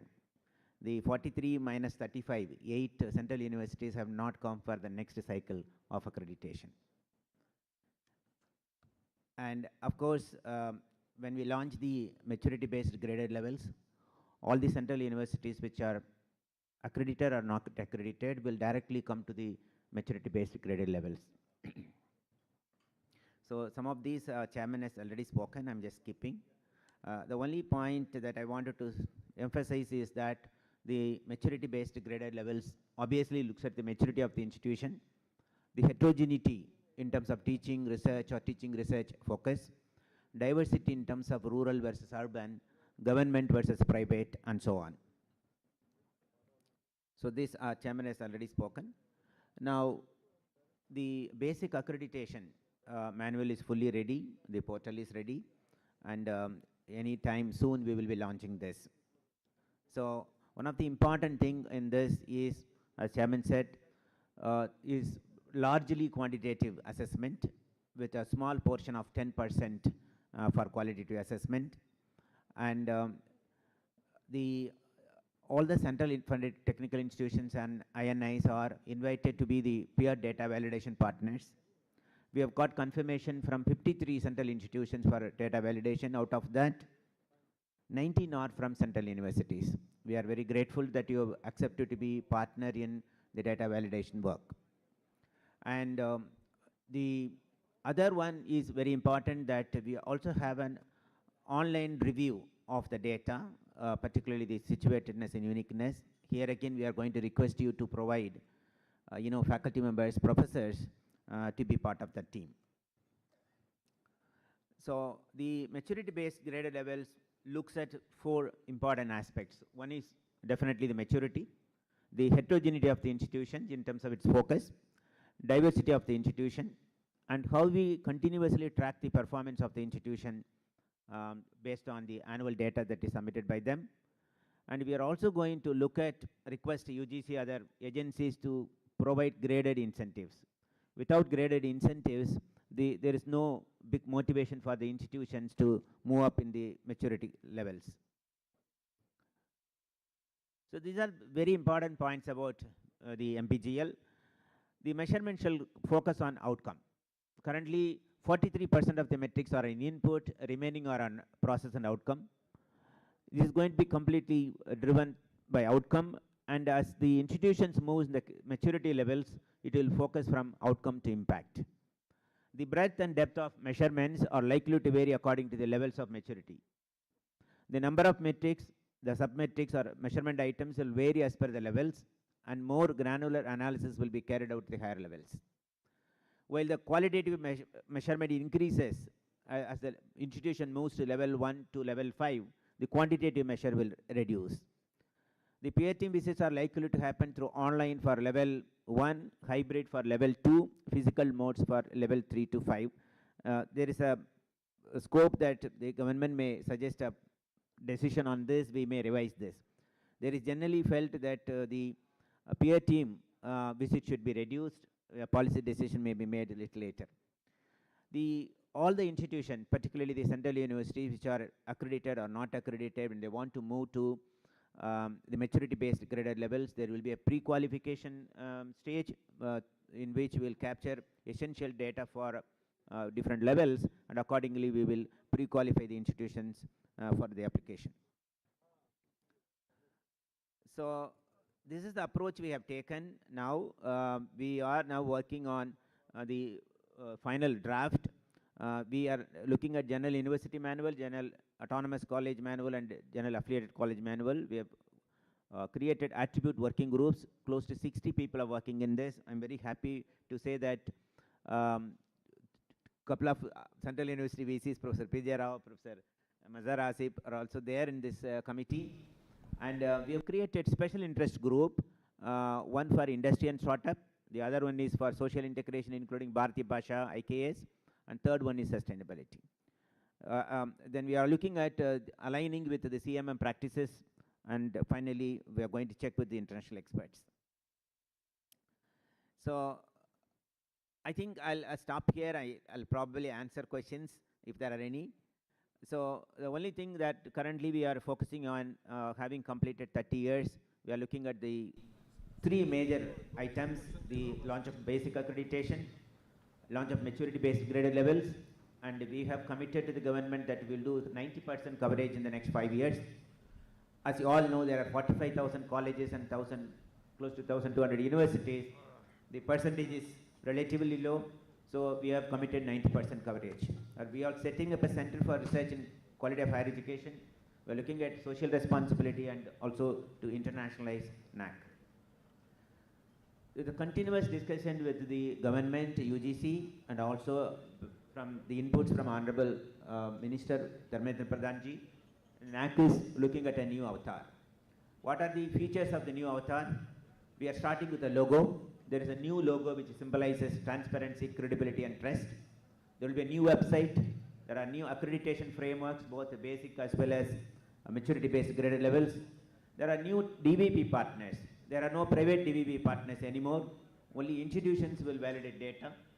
And we are looking at completely removing the existing database of assessors. We are building a new database. And we will be soon writing to you to recommend faculty with high level of integrity and honesty to be the peer team members. The Vice Chancellors have the opportunity to recommend such people. We are also looking at the way in which the NAC internal human resources works. We are going for more and more deputation people to work on these new areas. Use of technologies. We are using blockchain technology to secure data. We are going to use AI and related technologies for data validation, what is called crowdsourced data validation. And we want to change the communication with stakeholders. And we want to be an organization willing to help, support the institutions to come for accreditation. We are also looking at internationalization, as told.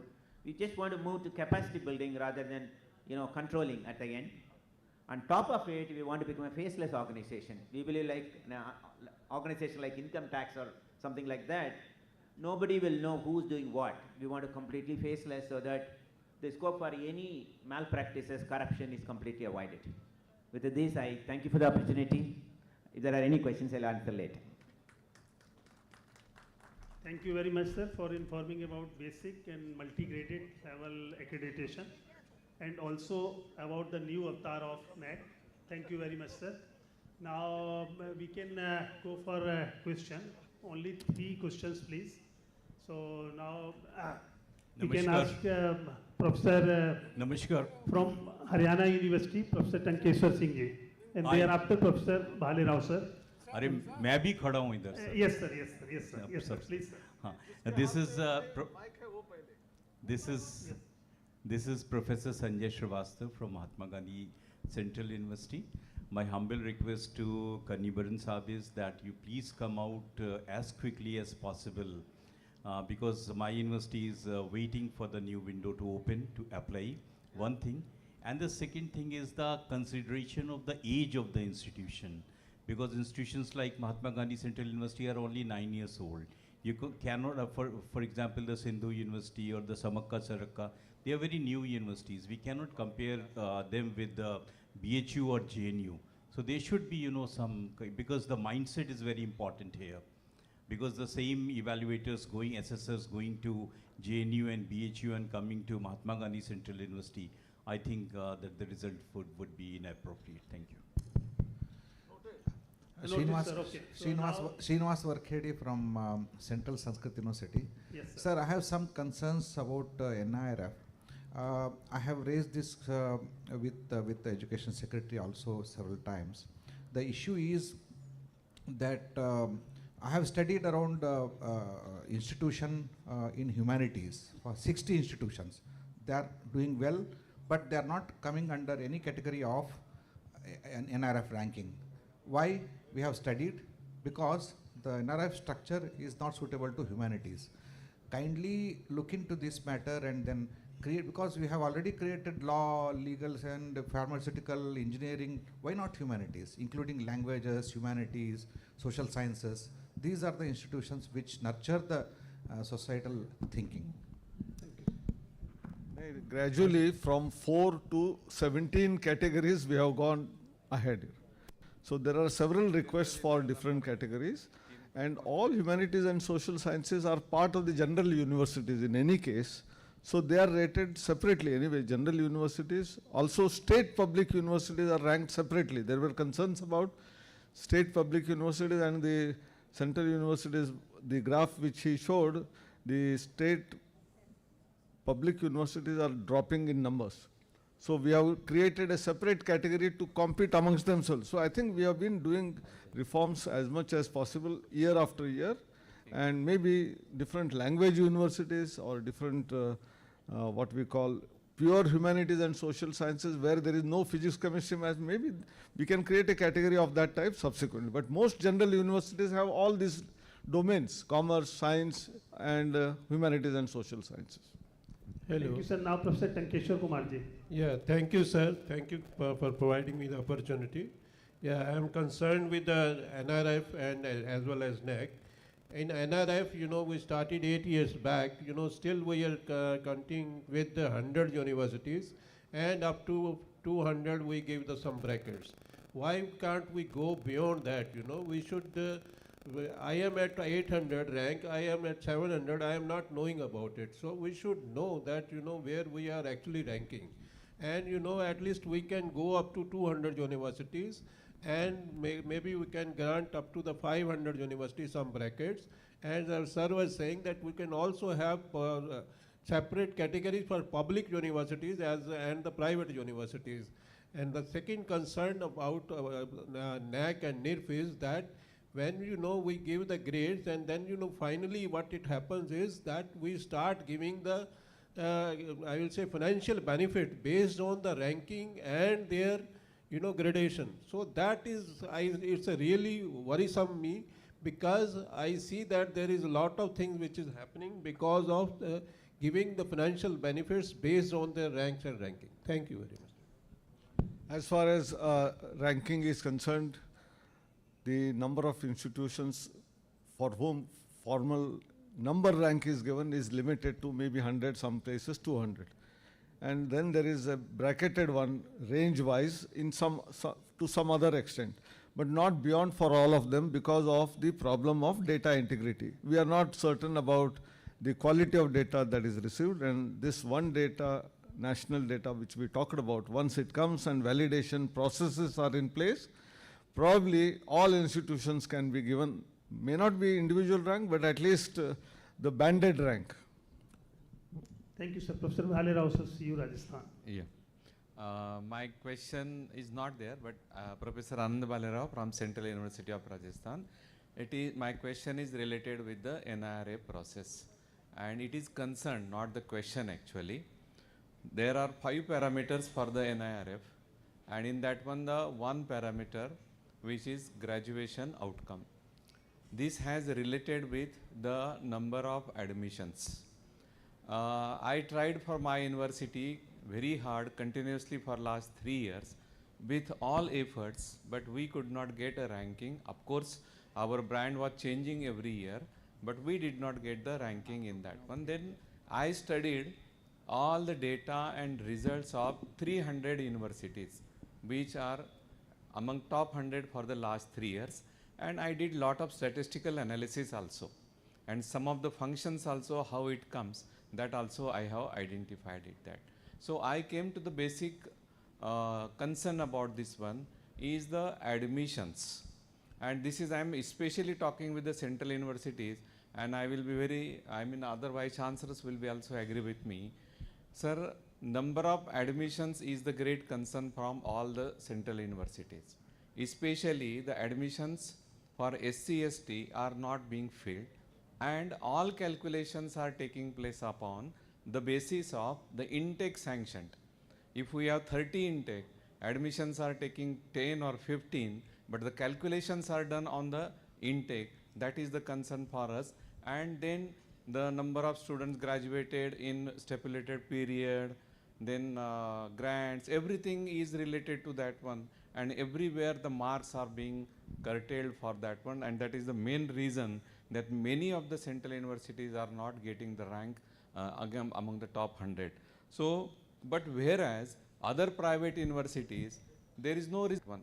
I have think three points. No, 1 second. I have understood the problem. See, they also get affected on some other parameter. In the diversity matrix, because they have no data of SC/ST, they lose all the marks there. All the students are of general category. Whereas there, all public universities, whether state or central, or even IITs, NITs, they get the good marks. So there is somewhere you lose, somewhere you gain. No, let me see. Let me complete my point. There are, sir, I can say that I have assessed the 300 universities, top 100 universities for last 3 years.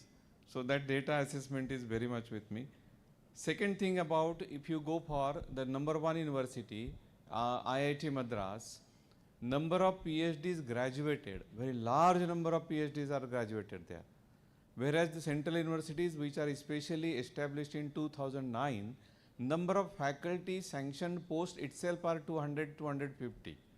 And then number of guides, then number of research scholars for them, and graduation. This number comes hardly 45 to 50 PhD per year. See, Bhale Rao ji, we invite every year after the ranking is announced for a public meeting, so that all the concerns are raised, and whatever is possible to be corrected, there is a course correction happening annually.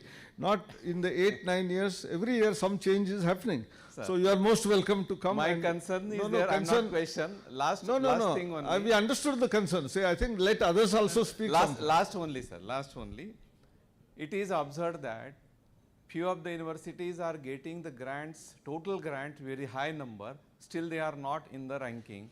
Reason is, the marks are calculated amount per project, because I may get 10 crores, but my projects are 100.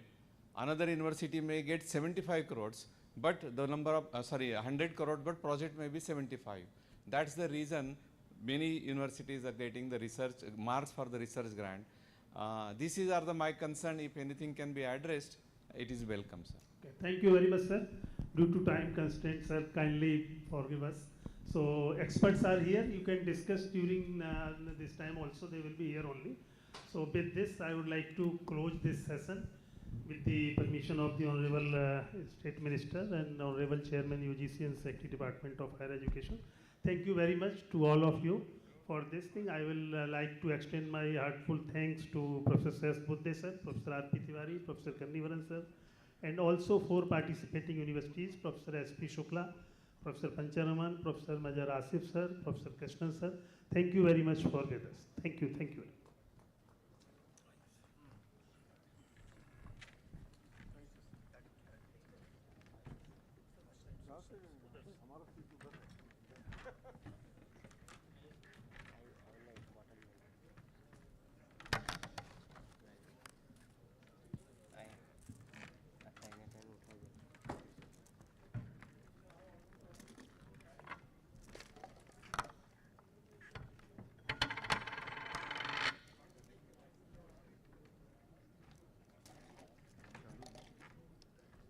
Thank you, Dr. Jitendra Kumar Tripathi, for steering the session of the 8th thematic session of this Vice Chancellor Conference. And now we have with us Professor Chaitanya Prasad from Ministry of Education,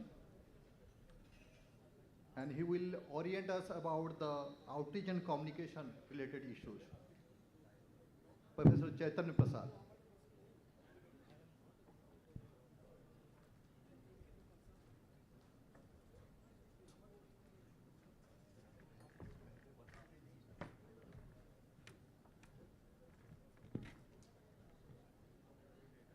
Good afternoon, Namaskar, Honorable MOS Sir, Secretary Sir, Additional Secretary. It's an honor and privilege to be here to talk about outreach and communication, the importance of it as far as this VC's conference is concerned. Since yesterday, we have talked about a number of issues on a number of subjects and themes. What is important, ladies and gentlemen, is how do we take it to the last mile? I think that is where a huge gap exists. We have esteemed Vice Chancellors from Central Universities sitting over here. It is my humble request to all of you to take forward the outreach mechanism, the strategies, if you want to take forward the NEP to the next level. Now, what do we have to do in this case? Yesterday, Minister gave us certain outlines, certain guidelines. He talked about Panch Sankalpa. He talked about student-first approach. He talked about a strategy paper for each university. The important thing is, how do we strategize this as an outreach mechanism for each and every institution? As far as the ministry is concerned, the ministry has been taking very proactive steps. The first step is we have a social media group where all the higher education institutions are there. But, ladies and gentlemen, we have to push and prod each and every institution, because the posts that come in from the higher education group is done by us. We have to force, mark my words, we have to force respective institutions to take that process forward. I would like to just inform you that we did 2 campaigns at the behest of Secretary and Minister, sir, on the achievements of higher education institutions and the accomplishments and the profile. For each of the campaigns, we had roughly 70 lakh impressions for the first, and for the second, we had 60 lakh impressions. And this was all organically done. Now, what do you have to do is to ensure that there are special units within each university. It is not just a PRO. Please, we have come of age. PRO is an old term. It's more of strategic communication that you have to indulge in. That's the first thing that you have to do. You have to build, apart from your active social media presence, you have to build a content calendar. That's very, very critical. It cannot be a usual process mechanism. So a content calendar, number one. You have to showcase your success stories. Each and every institution, each and every academician who spoke since yesterday had certain things to tell the audience. That needs to be showcased. Now, whether you do it through the traditional media means, whether you do it through the social media means, whether you do it through what is now very popular is Instagram and showreels, etc. Ladies and gentlemen, please take this process forward. The visibility, the transparency, the institutional presence of each one of you is very critical. We have to grow out of the age of press releases. A press conference and a press release is not the order of the day. You are going to be the pallbearers to take the Viksit Bharat agenda forward. Honorable Minister yesterday talked about a strategy paper for each and every university. That strategy paper in your respective geographical regions has to be talked about. The points of view, the subjects, the themes all have to be put together as a paper. an institutionalized process has to be put in place. You need to publicize. I was listening to some of the professors yesterday, sirs who were there, foreign students coming in a big way. So study in India is a very, very important initiative. How do you showcase the power of India being an education hub? That's something that you may like to do. So you have your platforms, that is YouTube, you have your events to stream, you have your promotion strategies. You also have to do post-event packaging. That's very, very critical. Due to paucity of time, I can't go into details, but the thumb rule is, please make yourself visibly present adequately. That's very important. The Ministry of Education cannot and will not be able to succeed as far as Viksit Bharat or the whole idea of NEP to the next stage is concerned until and unless we have the partnership of our institutions, and this is very critical. One last point, we always believe in an inclusive stakeholder engagement. That's very, very critical, and you are the stakeholders, the multi-stakeholder partnership. We need to empower ourselves as educators being agents of change. How do you position this in the communication matrix? You should have ownership of what you do, your initiatives, your policies, etc., and that should be showcased. Finally, what you need to do is to leverage media very well. Break the shackles of the old traditional system, come out with a template, come out with a strategy, come out with a formulation. And why we chose to speak to you is we find it's very scattered. It's extremely scattered because we still, and one last point, we still feel that you all, including us at times, live in an age of press releases and a random press conference. That is not what has to be done. The final take, ladies and gentlemen, is please, for heaven's sake, establish an institutionalized process within your respective institutions and give power and credence to the persons and people who handle your communication strategy. I hope we see better partnership and better collaboration from all of you over here. Thank you very much for your time. Thank you, sir.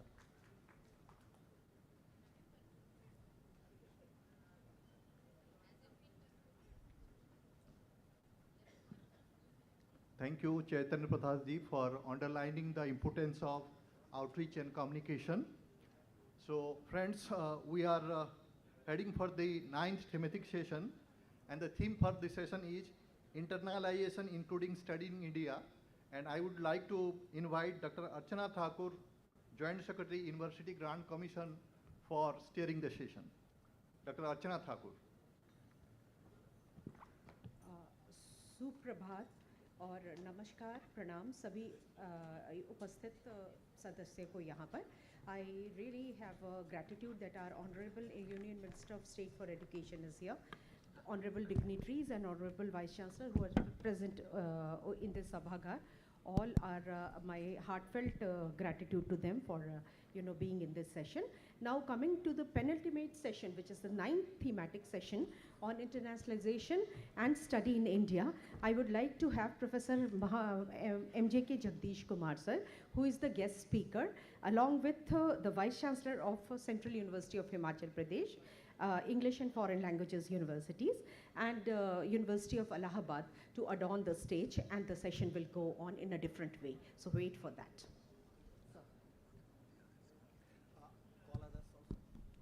Please call the other participants if there is. IFLU, yeah. IFLU VC also may please come.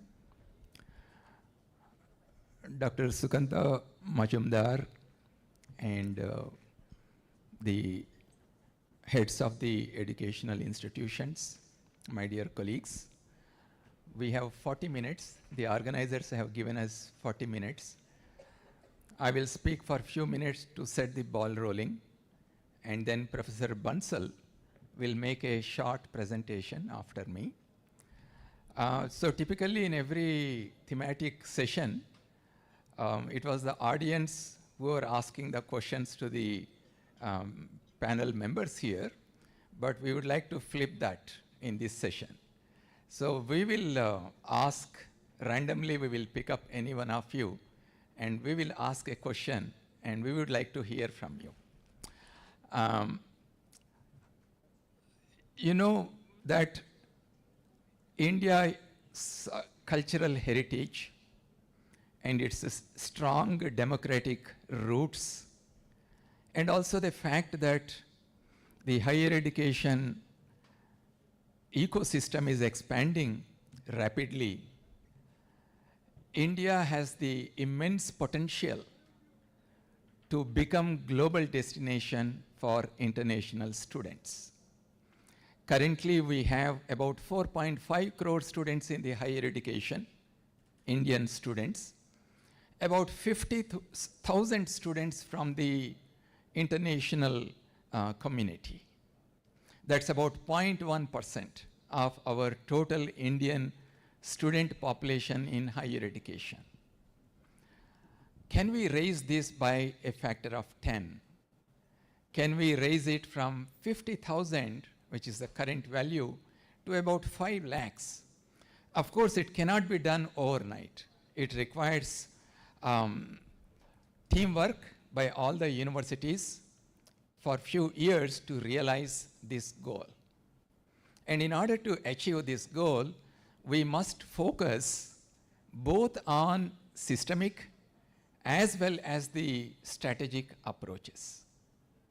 India undeniably has several advantages to become a global destination for international students. Number one, affordability.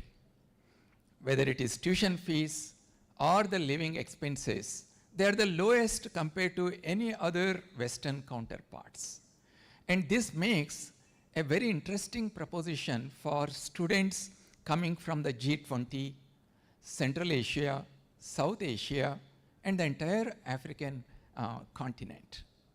And the other biggest advantage India has is the academic reputation of our institutions. There is no denying the fact that several of our educational institutions are globally reputed. Look at the alumni coming out of these institutions. They are making outstanding contributions both nationally and also globally. And the third most important advantage that our country has is the cultural richness. Our country is diverse, it is multilinguistic, it can provide a very vibrant learning environment to the international students. Now, we have to focus on several things, but I will identify only 3, and my friend Professor Bansal will expand further through his presentation. If we had to focus on systemic and strategic approaches, the number one approach that comes to my mind is global branding and outreach. You have seen the best universities from US, from Australia, from UK, they come to India and then they conduct roadshows. They reach out directly to the parents and the students. They don't think that we are the best, we are the top 100, therefore students will come on their own. They do these outreach programs. Why not our own central universities do a similar thing? Can we form groups of central universities who will actually visit many of these countries? And UGC will be very happy to handhold, to talk to the Indian missions there and facilitate your visits to those countries so that you can showcase the Indian educational institutions. We have the Study India portal. Similar to that, can we have a single portal for all the central universities so that students can directly apply through this portal and join in the respective programs of the central universities?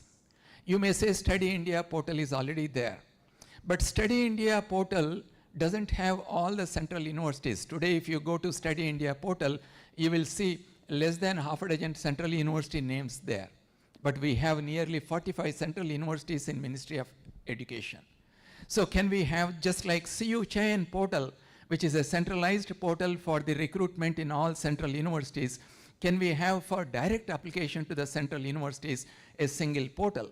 UGC will be very happy if you come and discuss with us to create such a portal so that direct admissions can be facilitated into all central universities. Let us also look at the flexibility and the innovation that we need to do in our educational system. When international students come here, they are used to credits, they are used to gradings, they are used to modular programs. But many of our universities, some of our universities, they stick to these year-long programs, and then they conduct an end of the year examination. International students will not be able to understand that.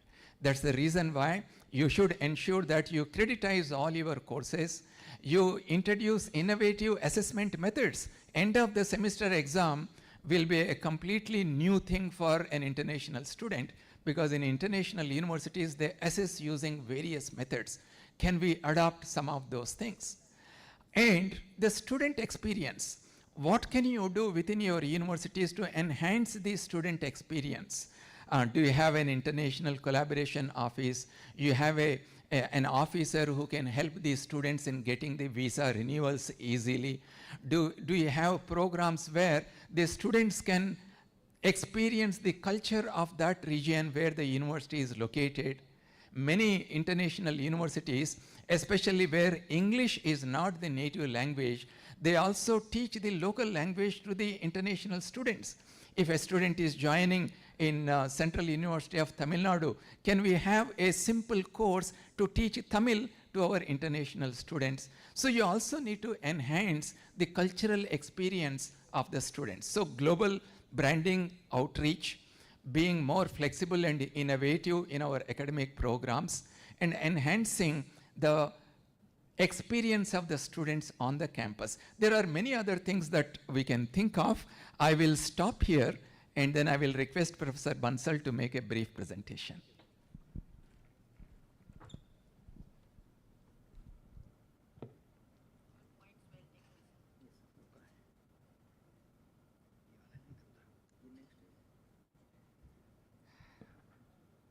Thank you, Professor Jagdish ji, for wonderful.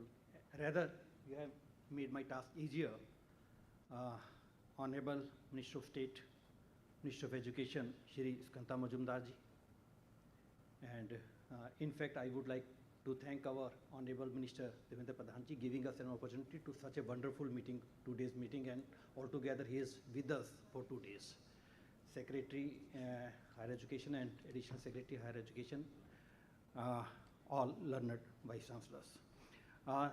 This is the relevant theme is the internationalization of Indian higher education, including study in India. And my team partners, with the help of those, we have made it. The JNU Professor Santi Shri Pandit Madam, she is not here due to her pre-engagement. And University of Allahabad, Madam Professor Sangeeta Srivastava ji, who is here. And South Asian University, Delhi, Professor K.K. Agarwal, who is not here due to his pre-engagement. And IFLU, English and Foreign Language University, Professor N. Nagaraju ji is with us. And this is that according to Swami Vivekanand ji, that भारतीय तात्विक ज्ञान को पश्चिम जगत में योग व वेदांत के माध्यम से प्रस्तुत किया जाए, तो we can change a lot of things, because the whole world is looking towards Bharat.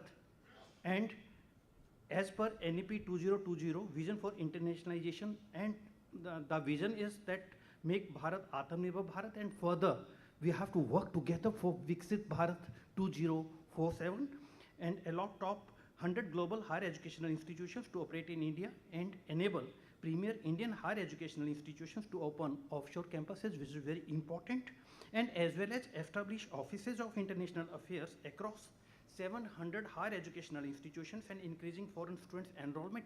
That is as per NEP that we have to increase 5 lakh up to 2047. But whatever the strategies I have talked here is that we can achieve this number of 5 lakh by 2035. That is very important. But at the same time, it is also true that national education policy sets the direction, but without funding, without autonomy and real implementation, it will remain a vision without velocity. This is also the fact. And educating the mind without educating the heart is no education at all. This is Bharat. And India's initiative are that UGC regulations for twin joint and dual degree program, and of course we have scheme for promotion of academic and research collaboration and study in India program that is very relevant, and 25% supernumerary seats are also as per University Grants Commission for foreign students in UG and PG program. But at the same time, it is also true that students need to become a partner of knowledge society of Viksit Bharat 2047.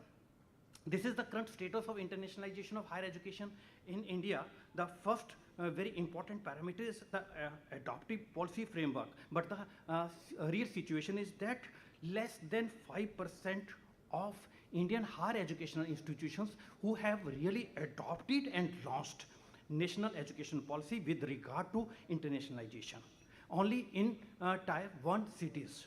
And second is attracting international students, but it is again a very pity state that we host only 49,000 foreign students in 2003 to 2324.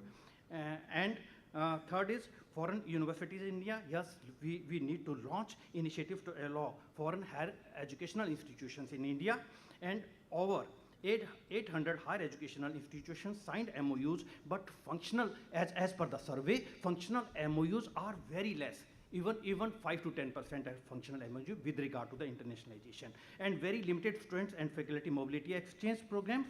And again, it is very important because we have already adopted NAD and ABC, but it is important to expand this NAD and ABC and to align it with the global standard. This is again very important. And another one, this is the status and expansion of Study in India program. One is a scale and reach over 600 plus higher educational institutions across 8,000 plus programs in about 195 countries.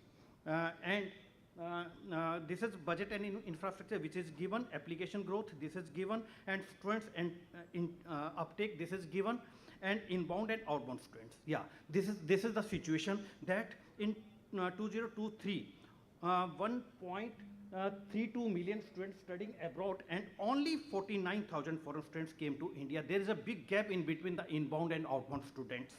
And this is just 0.13% of total enrollment in higher education. Otherwise, if we take into consideration the goal of SII, increasing international students enrollment and to make India a preferred destination for higher education, increasing the flow of international students. That is the basic goal of SII, and promoting Bharatiya education by showcasing India's rich educational heritage and modern infrastructure at the same time. Again, these are the few Indian cases I have given of my partner institutions, and other my partner institutions are here. They will explain themselves about their best practices. Otherwise, in Central University of Himachal Pradesh, we have recently signed an MOU with the Indiana University of Pennsylvania, and we are going to start the joint degree program with that university. And these are the few global best practices which I have given. These are the few practices, but at the same time, this is also very true that across the global, higher education is no longer just about knowledge. It's about product, brand, and market, because higher education is being commodified. Universities are now global enterprises selling prestige, not just pedagogy. This is also true. And this is also true that in UK and Australia, entire university budget based on international enrollments. In UK, about £28.8 billion international students' contribution to British economy. This is also true. And in Australia, international students contribute 25 to 50% of total university revenue.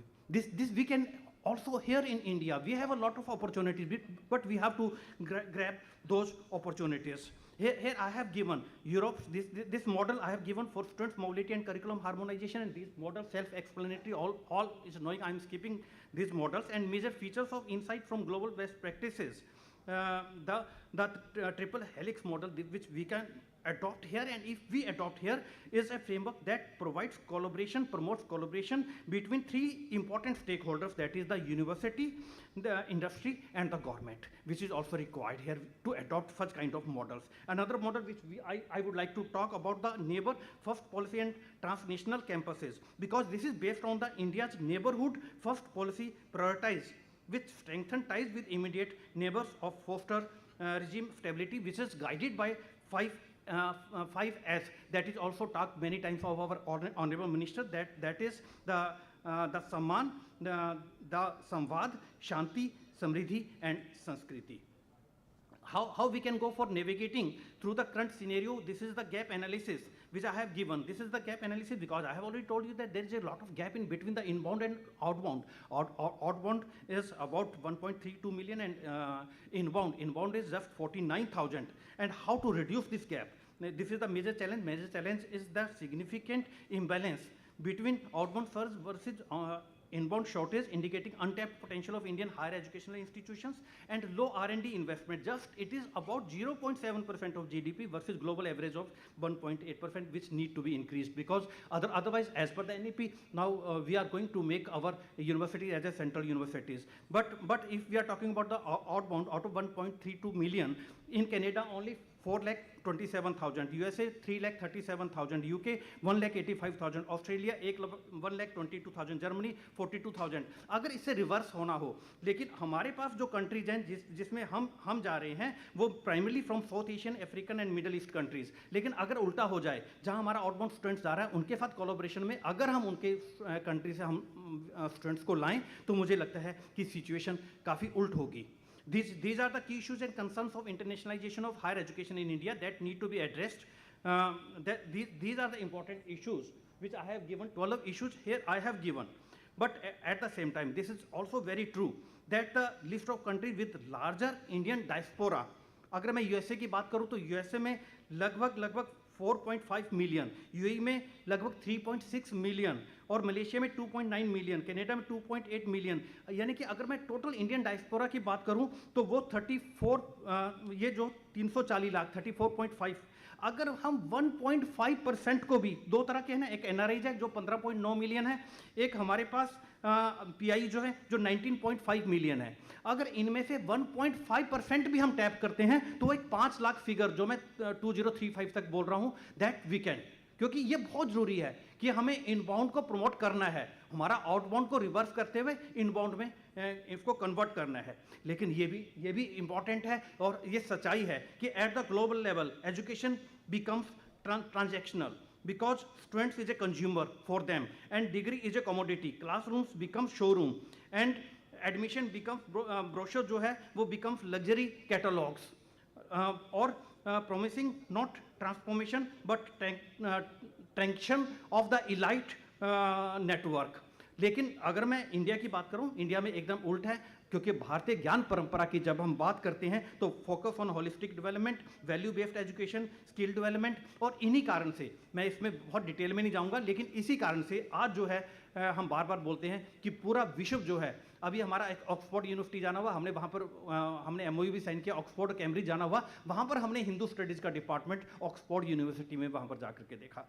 ये these are few suggestive strategies for internationalisation, जो कि global initiative for academic network GIAN है या scheme for promotion for academic and research collaboration है. ये इनको अगर हम प्रमोट करते हैं सही मायने में, तो मैं ये समझता हूँ कि हम कुछ सिचुएशन को इम्प्रूव कर सकते हैं. These are the future roadmap for international research collaboration which I have given. In India, this is also true that in India, research is based on India's traditional knowledge, and knowledge should be shared freely for public goods, not for private gain in India.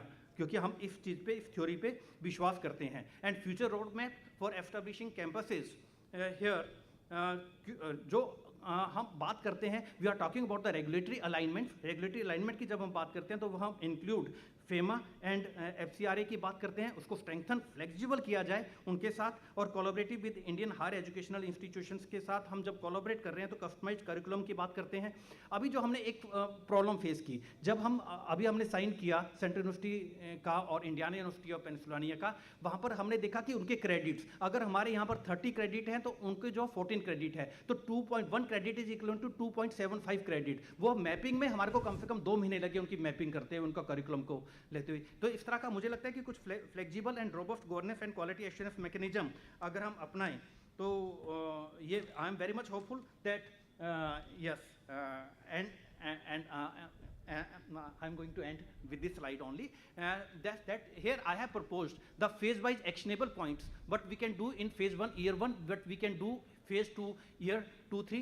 What we can do in phase 3, year 4, 5. In 5 years, extensively we have to work on internationalization with the help of Ministry of Education. And I am very much hopeful that internationalization is no longer an option, but it is essential for India's ambition to become Vishwa Guru, the global knowledge leader.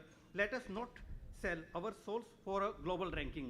मैं ऐसा विश्वास करता हूँ, and let us build an education system that the world wants to learn from, not just apply to. And India has been a cradle of knowledge that we know for centuries, with ancient texts, traditions and practices that offers a treasure trove of wisdom for the whole world. Thank you very much. Jai Hind, Jai Bharat. Professor Bansal, can you go back to that previous slide? Yes. Yeah, just go back. One more. You showed some challenges. Go forward. No, you have gone too much backward. There was one forward. There was one challenges slide is there. Yes. Yeah, just go. Yeah, just keep it here. Yeah. Right. Yes, thank you, Professor Bansal. Ma'am, can you also come here? Right. The last one, I would like to just discuss along with my colleagues, language, culture, and social. This is where I think we need to provide immersion to our international students instead of thinking them as barriers. And also, funding constraints. Currently, we need to think about, within the available infrastructure that we have, within the funding that is available, how do we maximize the inflow of the international students? Let us first focus on that. Parallelly, of course, we need to also focus on improving our infrastructure. And then we have policy provisions and regulatory challenges. For example, UGC has written to all the universities that you can actually create 25% supernumerary seats in every program. I don't know how many of the central universities have actually taken it to the academic council. 1 hand, 2 hands only have risen, 3, 4 hands, 5 hands, but we have 45 central universities. You should take it to the academic council and adopt this and popularize this. And then there is one issue here, curriculum related concerns. Now, that's the reason why we are emphasizing again and again, and that's the reason why we are meeting for the last 2 days, is to rapidly adopt the reforms brought out by implementing NEP 2020. As I said, flexibility, innovation, introducing multiple ways of assessment. These are all things not just only our international students, even our Indian students require. So we need to introspect why we are lagging behind, why we are so slow in adopting many of the reforms that UGC is bringing in. Unless you introduce those reforms, we will not be able to attract the international students. I think let's not make a big issue of security and safety issues of foreign students. India is a very secure country. It's a non-violent country. It's a diverse country. I think we should project our country as a place where one can safely travel around, one can come here, study here. Safety and security should not be overplayed. And then we also have some of the regulatory challenges, such as FRCA, right? The foreign FCRA. These are all at the Government of India level. I think as academicians, let us look at our own UGC regulations or AICTE regulations. Let us look at our own internal capabilities and then try to bring in more international students. So in this panel, we decided that instead of you asking us questions, we will ask you questions and we want to see what are your responses. And you don't know whom we are going to ask you questions. Right, we'll come to that. So we will pick up one Vice Chancellor randomly. Professor Bijay Rao, are you here? Sir, could you please tell us, if you have international students in your university, how are you able to attract these international students? And what efforts did you make to overcome the challenges? And what are your future plans to scale up the number of international students in your university? Sir, take 3 minutes and explain. So in the University of Hyderabad, typically we get foreign students in 2 streams. One is ICCR stream, which is government sponsored fellowship given stream. The other one, which is more attractive, is the study in India program stream. So in ICCR, Government of India offers some fellowships to certain students from certain countries, and they come and join us in specific programs. That's a number fixed by more or less by the ICCR. We are working with them to increase. Okay. That's one thing. And in this pool, generally countries surrounding India minus Pakistan and some African countries contribute to the student pool, about 100 to 150. Okay. But the focus point for most of us is the Study in India program, which is a sponsored stream from where we get students from most of the Western countries and America. Okay. These are generally students from NRI parents. And they pay well, and they come for sponsored programs in the university. That number has to go up. Are you making any plans for direct admission to your university? Yes. All the students directly come to our programs. Okay. Right? Study India program students. Now, for them, we need to increase our infrastructure, hostel space. We are limited. Right now, we are working at a baseline. We have done no soliciting yet, but we are about 100 to 200, sometimes 300. Okay. Pre-COVID, it was lot higher, but post-COVID, it has come down, it's picking up. So what is your target in next 2-3 years? My target in the next 2-3 years will be at least to get to 500. Very good. Let's hope this is doable. Yeah. This is doable. We are doing it in a different style. The style is we look at granularity of our programs, identify some programs which are much more attractive. Why do the students come here if the programs are very attractive? Excellent. Sir, you have made a public commitment that in next 2-3 years, the number will increase to 500. We will wait and see you, sir. Thank you very much, sir. We don't have much time. Thank you. Thank you very much. Could you please make your comment in 2 minutes? Thank you, sir. English and Foreign Languages University, as the name suggests, it focuses on foreign languages. We have 2 deans, one dean for Asian languages, another dean for European languages, and a 3rd dean who looks after the logistics of the international students. Then we have students from more than 100 countries. In the last 3 years, we have done more than 700 students. One of our students come from arts, literature, and aesthetics, and we teach them India-centric courses. The second point is we have a flagship program, international training program under International Training and Economic Cooperation. Educators from Latin America, Africa, and Central Asia come to our university. Annually, we do more than 300 educators. They prefer FLU and India over US and UK because of 3 things. The first, the university has developed pedagogy, language teaching, in the last 30 years to a point of perfection, and that's very internationally very popular.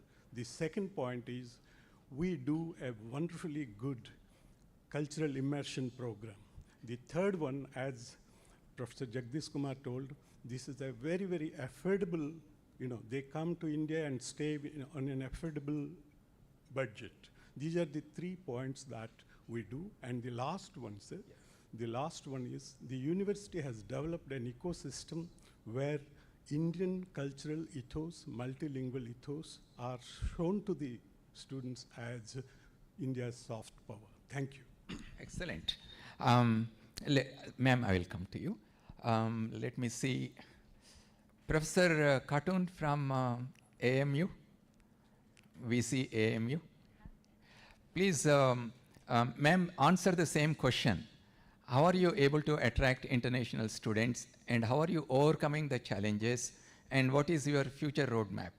So presently we have foreign students from 31 countries, and more than 250 students are presently enrolled in the university. And there are many challenges, as the previous Vice Chancellor has just mentioned, that we have certain students who are from the Indian Council of Cultural Relations, sponsored candidates on cultural exchange. But others, students, they come directly without any fellowship. What we have done, we actually approach the embassies. We give our prospectus and admission booklets that we keep there in the various embassies, and we try to attract them for but there are certain challenges because of the geographical location of the university. That is not a big city like Hyderabad, Pune or Bangalore. So Aligarh is a small city. So that is one challenge. That secondly, we don't have separate international hostels, but we are now planning to have, this year also we have arranged a small, for their logistics, we have made some arrangements this year itself, but we don't have international hostels. Secondly, we are actually running short of certain infrastructures which foreign students are they find it difficult, particularly for logistics and certain academic curriculum also. Okay, so you are working on those issues? We are already, we have our credit systems, we have changed according to them. Then for foreign students, we have now admissions processes twice in a year. Earlier, we used to have only once. This is an important point. Our admission processes also have to be tailored to suit the international students. We should not use the same admission process that we use for our Indian students. And that's the reason why UGC has asked to create supernumerary seats so that you have the freedom and autonomy to conduct your own admission processes. Thank you, ma'am. Thank you very much. We have also started, this year we have one office created with one nodal officer to look after their visa issues, their other curriculum problem, other things. So that is only established recently. Okay. So with Thank one you very nodal much. officer. Thank you very much. May I ask the Vice Chancellor of Central University of Rajasthan just to briefly tell us the same question. Yeah. Sir, you have only 2 minutes. We are running short of time. Yes, sir. I will try to do it as fast as possible. Sir, we have reviewed our university in 22-23, and we experienced that we have got only 8 international students admitted. Then we decided to work on this one, and we have prepared the 10-point program to how to work on this one and how to increase the international students admissions. In that one, we have re-established our international cell, prepared our brochures, and these brochures are not only of entire university, but the specific, mean for the research, for the sports, and for the facility, which is normally the requirement of the international students in this one. Second important point which we addressed is how to increase the visibility of the university. And for that one, we have done lot of homework, and in that one, we have identified 5 countries. This is our own study, from where, as compared to other countries, less number of students are coming to the India for the education. These are Tanzania, Uganda, Rwanda, then Ghana and Myanmar. And in these countries, we have attended admission exhibitions. Right, sir. And our experience is that more than 300 students per each exhibition, they have responded to us. We have now data of 1200 students, international level students, and we are pursuing with them. We have conducted online meetings with them. As a pedagogical impact of that one, before that, in the online meeting, they were having 3 concerns of this. It may be useful to all vice chancellors also. Excellent, sir. Yeah. Excellent, sir. We'll have to close it just here, sir. One Yeah. minute only. Cultural difference, fees, and lodging and boarding. These were the 3 problems. We address all the problems. We have taken a decision in our academic executive council. Fees we have reduced. Sir, please give that. Please give that list to us. We will share with the other vice chancellors also. And today thank you, sir. 178 students Thank you, have sir. responded Right. for our admissions, and we are. I appreciate your over enthusiasm for the kind of efforts you are making. I hope this will also serve as an example to the other universities. Ma'am, we have 2 minutes to close our program.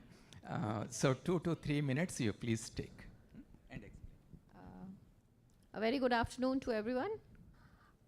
I will not take much time, but I was just wanting to share some experiences of Allahabad University, of course, of which I am the Vice Chancellor.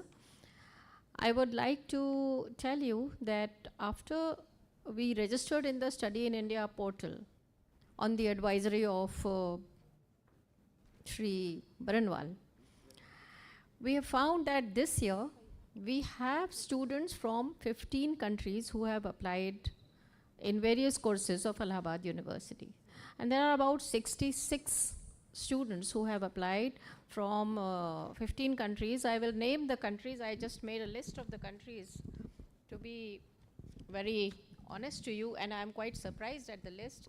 Those countries are Tanzania, Bangladesh, Afghanistan, Kenya, Nigeria, Afghanistan, Nepal, Sri Lanka, Indonesia, Jakarta, Ghana, Yemen, and Canada. The courses for which they have applied are Commerce, Defense Studies, Law, Computer Applications, MA Arabic, MA Economics, and Sanskrit. More subjects that the university can offer are culinary skills and various other subjects. There are various languages that can be offered to them apart from our BTech courses. So in my recent visit to 5-6 countries, I found that the sciences and mathematics in these countries is very poor as compared to that of India. So those are our plus points, and many of them have shown interest in studying Sanskrit and Hindi. So we can have foreign students in these languages as well. And what I found most was they are all fond of Indian food. So why not have a course in culinary? And how I went about inviting so many students was through the embassies. We wrote a letter, we have our advisory, student advisory. We wrote a letter to the embassy saying that if you recommend, we will get students from your university. We are in talks with Edinburgh University, we are in talks with Oxford University recently. So I think everybody can write a letter to the Chancellor General, and they have a section for education. Thank you, and they will ma'am. be very happy to. Thank you, ma'am. Thank you very much. They will be very happy to be with sharing our university. Thank you very much. Yeah. Thank you very much. Thank you, sir. Thank you for giving us a very beautiful talk and PPT on how to attract the foreign students and what are the challenges faced by the central universities in admitting foreign students and other things. So we gear up for the next session, which is the final session, sir. So over. Thank you, sir.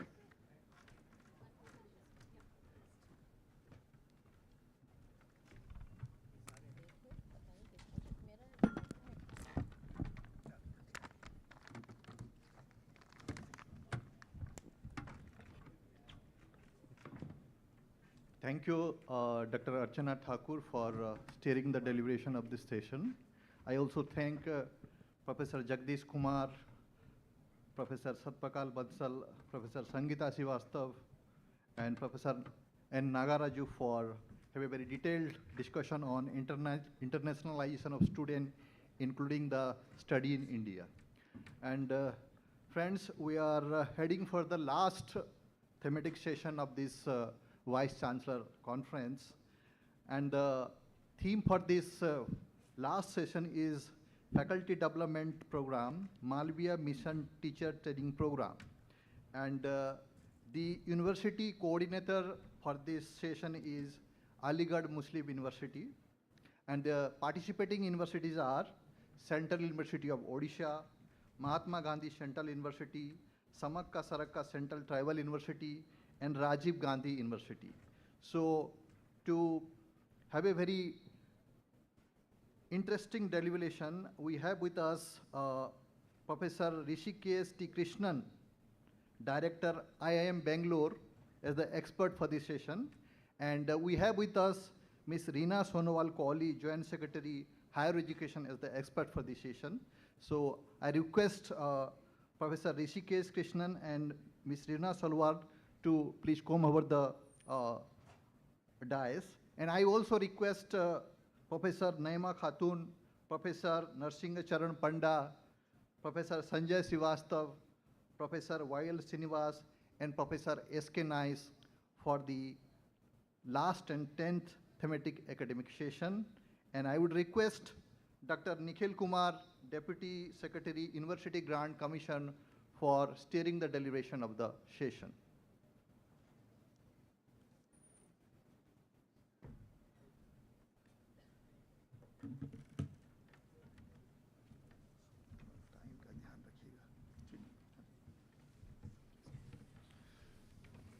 Thank you. So, माननीय शिक्षा राज्य मंत्री श्री सुकांता मजूमदार जी, उच्च शिक्षा सचिव एवं विश्वविद्यालय अनुदान आयोग के अध्यक्ष डॉक्टर विनीत जोशी जी, सभागार में उपस्थित आमंत्रित विद्वज्जन तथा समस्त गुरुजनों को मेरा सादर अभिवादन एवं अभिनंदन. We have arrived at the much awaited session on the theme, that is faculty development, Malvi Mission Teachers Training Program. In many previous sessions, we have observed the expectations from the Centers for Teachers Training. Those are the Malvi Mission Teachers Training Centers. And the various expectations from these MMTTCs had been mentioned in the form of that these should serve as a master trainer for the future skills, faculty training for development of the programs Swayam and MOOCs, faculty for Indian knowledge system for teaching Bharati Bhasha and other Bharati Gyan Parampara, imparting skills based courses, vocational programs, to cope with the ICT initiatives and novel technology-based interventions in higher education landscape. And overall, we can say for the skilling, reskilling, and upskilling. And the MMTTCs are expected as to serve the model NEP classrooms. So in this theme, the participating, there is a group of universities work that the participating universities were Central University of Odisha, Mahatma Gandhi Central University Bihar, Samakka Sarakka Central Tribal University, Rajiv Gandhi University Arunachal Pradesh, and Aligarh Muslim University. The coordinating university is the Aligarh Muslim University. They deliberated, they consulted, and with the mutual consultation, we came up with a thematic paper and a presentation to be presented by the Vice Chancellor of Coordinating University. I invite Madam to please share the presentation on behalf of the group, please.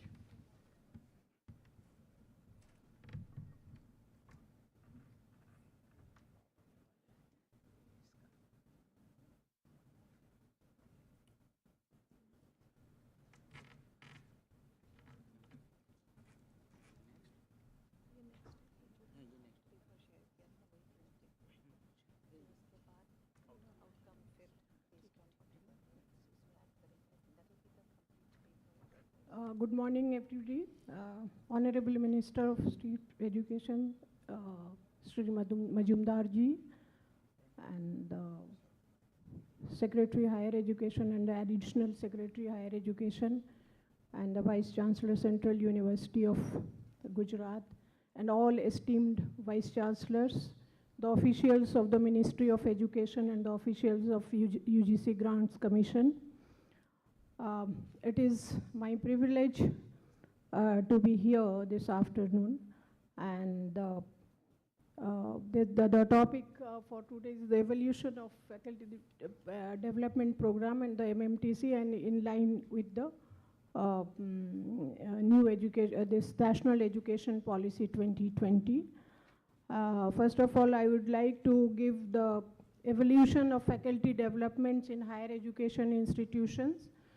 First, in 1987, we had only 48 academic staff colleges, and that was established under the National Policy of Education in 1986. Later, the number of academic staff colleges increased to 66. By 2015, these academic staff colleges were changed into UGC, HRDC centers, and then that's Pandit Madan Mohan Malviya National Mission for Teacher Training launched, and 100+ centers were established. And then these centers, they went for the faculty induction programs, and they introduced SOE, CALM, NRC setup, and across higher education institution. And by 2023, Honorable Minister of Education launched 116 MMTCs, and conducting FIPs, SRCs, the short-term programs, and the resource orientation and subject resource programs. These programs were conducted online and offline as well. Further, another in 2025, there were 20 MMTCs in the IITs, IIMs, NITs, and conducting the National Future Leadership Program and CBP SLD design. And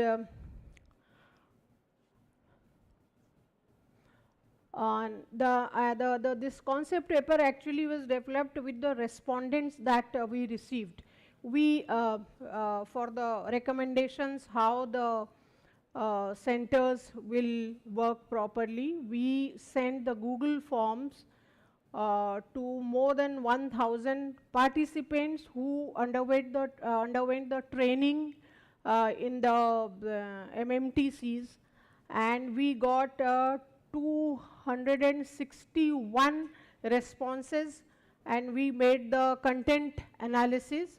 There were 15 targeted questions, and what we got out of this, the institutions to which this questionnaire was sent, there were the affiliated, a majority of them were from the affiliated colleges, and most of them were assistant professors. That was, and the rest were from central universities and others from private universities, and but mostly they were government-aided, government-aided colleges, and some state universities, institutions were also there. And we, these feedback forms,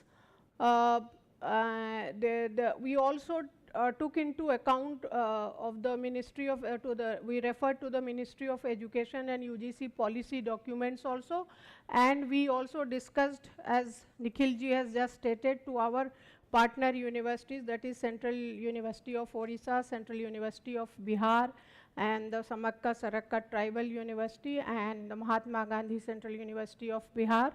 All these esteemed Vice Chancellors, they have sent their feedback to us, and Dr. Nikhil ji from the UGC Grants Commission has also taken into account all those states, and these 15 targeted questions gave us some understanding of how the respondents have actually given their feedbacks. The question is, we have 15 lakh teachers to be trained in the faculty development program. Our target is very high, so the number of MMTCs are not enough. Now the responses that we got, the feedback that we got, that 70% of them, rather 71% of the respondents, they found that NEP programs to be very comprehensive, and around 70% respondents stated that this is the result of the content analysis that we made. They held that faculty development program at MMTCs was essential for academic rejuvenation. And then 61% they stated that it helped them understanding the NEP goals, and the rest are acquiring competency in pedagogical innovation and curriculum development, and better understanding of ICT for pedagogy, and then having introduced the interdisciplinary projects and outcome-based learnings and better student learning outcomes. These were the points that we received in the form of feedback from these 261 respondents out of the 1,000 teachers to whom we, more than 1,000 teachers to whom we sent the Google form questionnaire. Then the significance of the positive impacts of MMTCs that we received is the interdisciplinary and innovative teaching, and MMTCs are instrumental in nurturing interdisciplinary teaching, integrating Indian knowledge system, and promoting blended project-based learning approaches across higher education institutions. And these centers also help to increase the NAP 2020 awareness among faculty members, improved teaching practice and institutional performance. Actually, the purpose is actually how these MMTCs are helping us in achieving the goals set by the NEP 2020. So we expect that the training that the teachers they receive in the centers, they should actually be the ideal classroom situation which these teachers who, after taking this training, when they go back to their respective institution, they should be able to implement all those innovative or pedagogical ideas they receive from these centers, and they should be able to implement it in their respective classroom. But sometimes the question arises, these teachers who come from government-aided colleges and private colleges, they do not have that kind of an infrastructure which they actually want to have. But it is not actually the infrastructure. Some of the teachers, even there are faculty members who get training in our HRDCs or in our MMTCs. They sometimes come and they say that we want to introduce certain innovative ideas, some pedagogical things that in the classroom, if we are given an opportunity without any financial aid or any extra infrastructural facilities, we will be able to do. I can share my own personal experience that one of the very young teacher who just after completing the training came and said, "Ma'am, can you," when I was the principal in the college, they said, "Ma'am, can you give me the auditorium for 1 month for my lecture class in dramatics? I teach Shakespeare in the English literature." I asked her, "Why do you want the auditorium for 1 month?" Then she told that, "I got some training in the MMTC, and actually I want to have that kind of an experiment in the situation in the auditorium so that I can teach dramatics in a more practical way to the students." So sometimes the infrastructure or additional funding is not required for those teachers who go back to their respective institution. They can also experiment the training they receive, they can experiment with their students.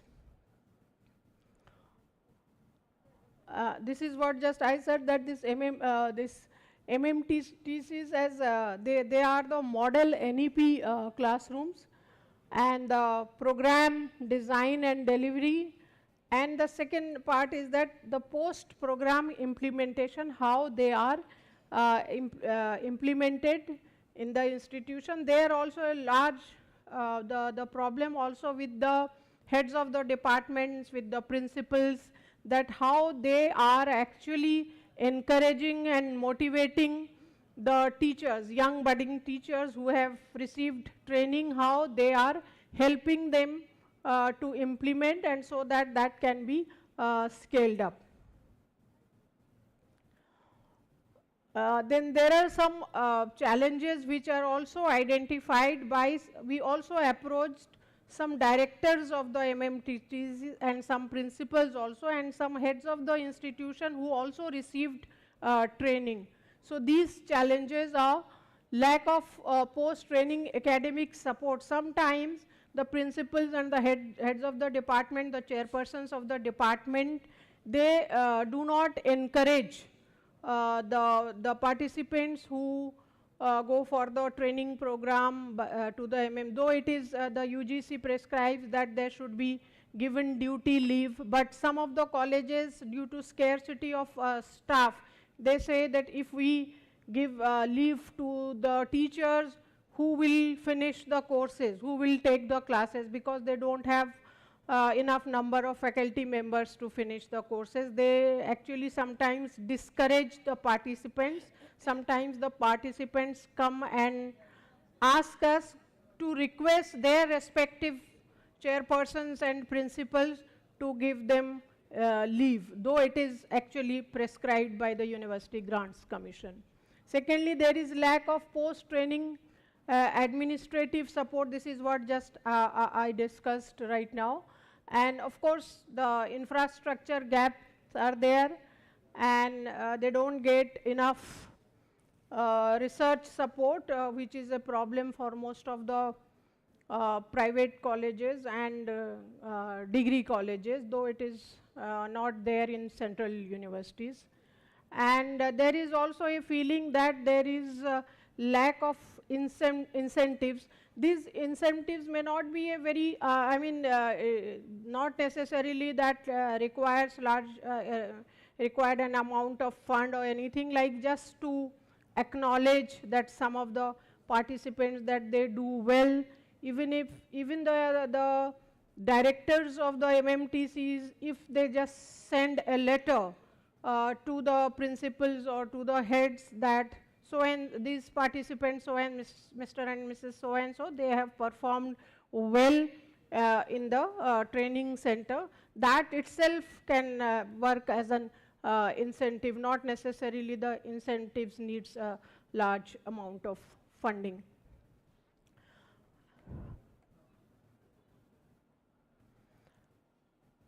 And then some of the challenges that were identified by the Vice Chancellor's group, Professor Srinivasa and Professor Srivastav and Professor Srinivas, and maybe they would like to give their own feedback, because these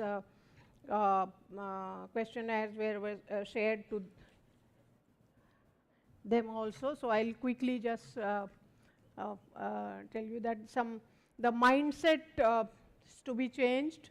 These challenges were identified our partner Vice Chancellor. The mindset towards the faculty development programs, low classroom interest, and then limitations of online mode. Though there is a demand for offline, but offline means a lot of funding is required. More engaging sessions that is to be that is required, and weak post-program implementation, and incentives by design missing, and the resource mindset. There is a mindset that if the resources are there, then we will do better, but it is not always true. And the MMTC plus, then more effective programs are required. A faculty development program wise national survey by these to identify the stakeholders and resource persons, quality criteria, briefing, feedback. One of our partner vice chancellor has stated that the resource person should be chosen very carefully, and they should not always be the teachers, rather from industries, their thought leaders, and from other fields also. Sessions to be the model and NEP classes, ICTs, learner-centric and critical thinking. More offline mode programs, basically FIPs are there. These offline courses should be for at least for those orientation courses or those foundational courses. So that is obviously more effective. Individual action plan submission to be shared with respective higher education institution. And of course, a mindset change is required, class attention. Then there should be some mechanism to monitor the classroom. Sometimes the participant just they log in and they go away, so that there should be some AI based checking so that the attendance is checked. And then obviously the incentives should be there, showcasing the exemplary work of the participants on national portal. That should be mentioned. Then of course to incentivize the implementation, how to implement this program. This National Teachers Award may increase this NAP implementation weightage. Presently there is not much weightage in the national awards for teachers, where those institutions who have implemented and those teachers who have imbibed those values of NEP within them. So there should be some mechanism so that some weightage can be given. Then UGC draft 2025 in section 3 in para 3.8 may include more criteria weightage, and the vice chancellors can hold quarterly interaction with their faculty development program trainees. They seek, encourage and resolve. How much time so I'll just quickly scroll this for your perusal.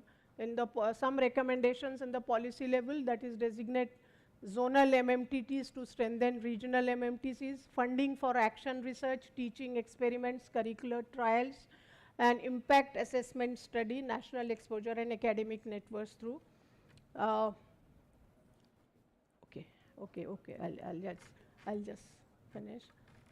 That is a reimagined MMTC portal that is integrate automatic attendance tracking, real-time feedback, and technical and administrative issues, mandatory verifications of contact data related to concluded programs. These are some general and strategic recommendations. The conclusion is that MMTCs must serve as prototype NEP classroom by being interdisciplinary, inclusive, innovative, and digitally enabled. With this framework, MMTC will continue to shape India's academic landscape with clarity, care, and commitment, ensuring a bright academic future for the nation. Thank you so much.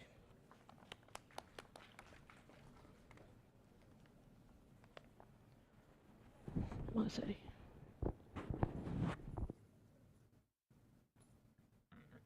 Thank you, Madam.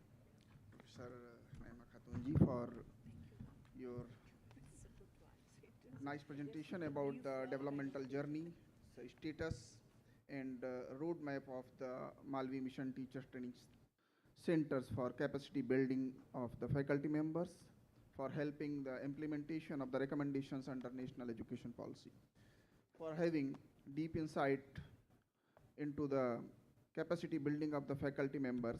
We have with us the expert, Professor R.T. Krishnanji, who is a director of Indian Institute of Management, Bangalore, and Professor Krishnan is an alumnus of IIT Kanpur, Stanford University, and Indian Institute of Management, Ahmedabad. And he is having a specialization in the strategy. I request Professor Krishnanji to kindly come to make a presentation about your thoughts.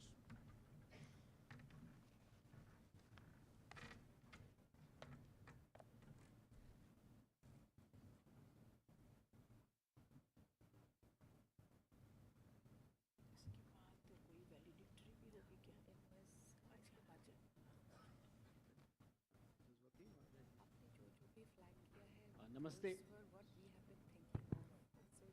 Mantriji, namaste, and greetings to all of you. I just thought I will speak a little bit from a broader perspective on what are some of the challenges in faculty development and capacity building, both in the context of two important things that are happening. One is, of course, NEP, which we are all implementing and very familiar with, but we also had Dr. Kalyan Raman here a little earlier speaking about ANRF. So I think both of these are very important because they really signify the important expectations. One is high quality education. The other one is high quality research and impact. Both of these are expected from all of us, and particularly since ANRF is also now covering social sciences with their latest call, that I think gives a good opportunity for all of us across different disciplines to access the advantages of ANRF. So what is it we are looking for? I think what we are looking for is quite ambitious. And that's why our capacity building also has to match that. Very clearly, often we think that once a faculty member joins an institute, he or she will be able to take care of himself or herself, whichever it is, university, institution, whatever institution they join. But that's not actually the case. There is a good argument for continuous faculty development because the world is changing very rapidly. So I think what we should all be trying to aspire for is a model of engaged scholarship where we want our faculty members to, of course, do high quality teaching, but we also want them to do research work which is rigorous, insightful and relevant. And that's what the country is really calling for when you look for the kind of challenges we face today. We are also looking for people who will be leaders. I mean, we keep asking, why is it that we are not coming up with original ideas? Why is it that we don't have a Google or NVIDIA in India? For that, we need out-of-the-box thinking. So I just gave Manindra as an example because he was my contemporary in IIT Kanpur. But this is just to give you the kind of people we want to develop. So to me, the aim of faculty development is not only to create good teachers, but it's also to create people who can really make a broader impact. At the global level, we have seen such people. For example, there is this gentleman, Professor Bob Langer at MIT. He has been responsible for about 400 startups. There are close to some 1,000 patents due to arising out of his work. And many of these are actually trying to address very significant healthcare issues. So again, I'm just trying to say that we should raise our aspiration of what we are trying to do from faculty development and capacity building. And we definitely want innovation. I think that's the need of the hour. Honorable PM keeps talking about it. We know also that in almost every domain, we need to come up with new ideas to solve our problems. So we need innovative faculty who are curious, who are willing to experiment, who of course can communicate well, and who can collaborate with others. These are some of the needs of the hour. And within our institutions, we also want people to be good organizational citizens. That's very important because we want them to contribute in multiple ways to the growth and development of our universities and institutions. So what does it mean? I think the building capacity issue, we have some very good national initiatives. You're all familiar with the Nurturing Future Leaders program, which we have already been doing for the last few years. And essentially there we are looking at a few important things. We are looking at how can the individual manage himself or herself well, how can they develop certain critical new capabilities, and how can they lead people. This is something we are looking at a younger age group, people who are quite some years left in their overall academic journey. But we also have a very good academic leadership program, which some of you have already been through, where we are looking at a higher level of leadership, visioning, we are looking at strategic thinking, managing stakeholders, financial acumen, resource mobilization, etc. So both of these levels are very important, and I think it's good that we have both these programs. We need to widen the reach, get more people to be included in these programs. I thought I will use this opportunity to share a few of the initiatives which we are doing at IIM Bangalore, particularly focusing on young faculty. One of the challenges we face, and I think it was also mentioned in the previous presentation, is that our young PhDs, when they enter academia, are they getting adequate support so that they can contribute well in both teaching and research? The programs are there, but are we really doing them in the right spirit and with the right effectiveness?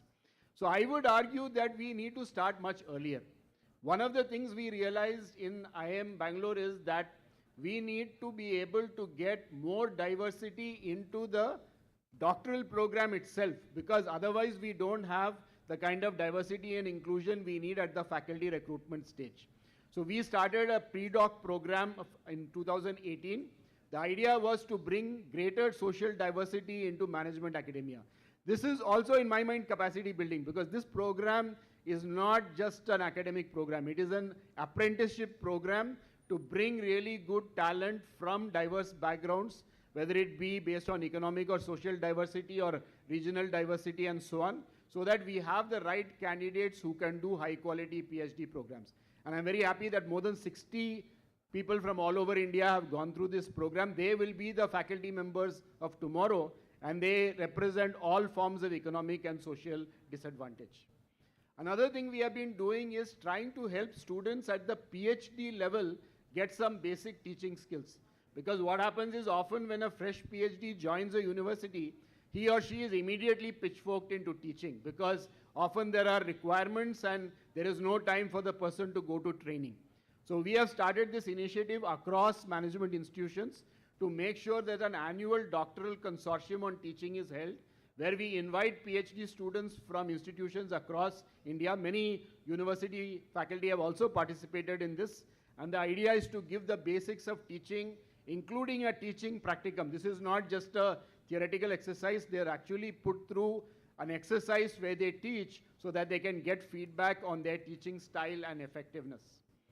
We have also scaled up considerably our FDP on online teaching, and we are the national coordinator for management for SWAYAM. So we have been getting at least 70, 80, sometimes even 100 faculty to participate in the FDP on online teaching, because the kind of skills which is required for effective online teaching, as you all know, are a little different from what you require in the classroom. So this is something we have worked on. One important initiative I want to share, and I will just take a couple of minutes for this, is that we realized when a new faculty member joins, he or she would benefit from some coaching. Simple thing like, as the course is progressing, suppose they feel the kind of response they're getting from the class is not what they were expecting, how do they correct themselves? So we have got some very experienced faculty as coaches. These are faculty, by the way, who are no longer teaching in the institute. So there is no conflict between them and the faculty who are being mentored. These are experts in the area of teaching, and they stay with the young faculty member throughout the course across the semester, right from the planning stage, then getting into the session plan, then reporting back on what is the feedback from the session, getting some small group feedback from the participants, and then finally meeting with the mentor to improve for the next year. We have found there's a dramatic change in the kind of feedback from the students if the faculty get this mentoring and coaching. And this sets our young faculty on a very high note of confidence as they are able to go forward. This is something which I think you might like to consider whether you would like to replicate this in your institution. Similarly, another thing we have tried to do is to give a chance to our PhD students to teach younger students through summer camps.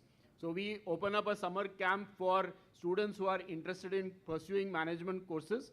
The idea of those summer camps is that our PhD students get a chance for first-hand teaching in a non-academic setting initially, so that they at least get familiarity with the teaching process. Let me just conclude by a few brief remarks on the future of capacity building.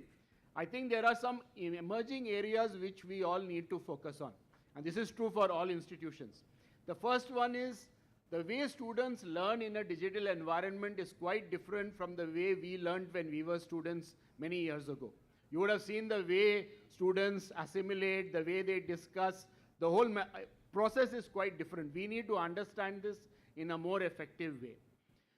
All of us are quite aware that using AI and teaching and learning is becoming increasingly important, and this is something we need to work with. There are lots of new tools, there are Gen AI tools, there are other tools. How do you incorporate this into the class learning process? New methods of assessment and evaluation are also becoming important. Today, if I give a project to my students, they usually will submit a Gen AI output to me. I cannot stop them from using Gen AI tool. But how do I use Gen AI and at the same time get a good output from them? So for example, what some of my colleagues are doing along with the assignment, they are giving the Gen AI solution also with the assignment. And they are saying when you submit it, you have to do something better than what Gen AI is doing. So I think our assessment and evaluation also needs to change. We have to design research for translation and impact. That is what ANRF and everyone else is expecting. It's not something which may come naturally. We may have to help our young faculty think through the process of how they can do more translation-oriented research. We have done some limited work with CSIR and others in helping the PhD candidates understand the translation opportunities for their research. And we need to look at emergent research methods, including the use of AI and ML. In short, I think we all need to build entrepreneurial universities, and entrepreneurial university doesn't mean just startup. We need entrepreneurial faculty because the needs of people are changing. The faculty have to understand these needs and come up with new course offerings, new program offerings, new methods of teaching, etc. So I firmly believe that the time has come when we have to identify academic entrepreneurs within our universities and institutions and facilitate them to help drive the institute and the university in the future. And it's not, by the way, it's not unusual. There is also another big opportunity that with so much funding available thanks to ANRF and other programs, this is a great opportunity for many of us to completely put our universities on a different growth trajectory altogether. I'll just give you one simple example. This is my last example, then I will close. Many of you would know today Stanford is globally one of the top universities. It wasn't like this before World War II. Before World War II, Stanford was also just an also-ran university. How did they change? After World War II, the US government set up NSF, put in place a lot of funding programs. The then engineering dean of Stanford thought this is a great opportunity to build the capabilities of his university. And that's what they did over the next 20, 30 years. So the 1950s to 70s was the growth phase of Stanford when they completely changed their public perception thanks to the work they were doing. Today, ANRF and other programs give all of us that opportunity. Whoever is best at making use of these opportunities will create the outstanding universities of the future. Some institutions have already demonstrated this, like IIT Madras. We also have to think innovatively how we can do this going forward. So in conclusion, I would just like to share my view with all of you that I think we should think of capacity building and development in a much greater sense. We have to look at translational work. We have to look at professors who can be more entrepreneurial within the university itself. We have to understand the changing needs of students, and we have to do all of this in a fast-changing technological environment. Thank you.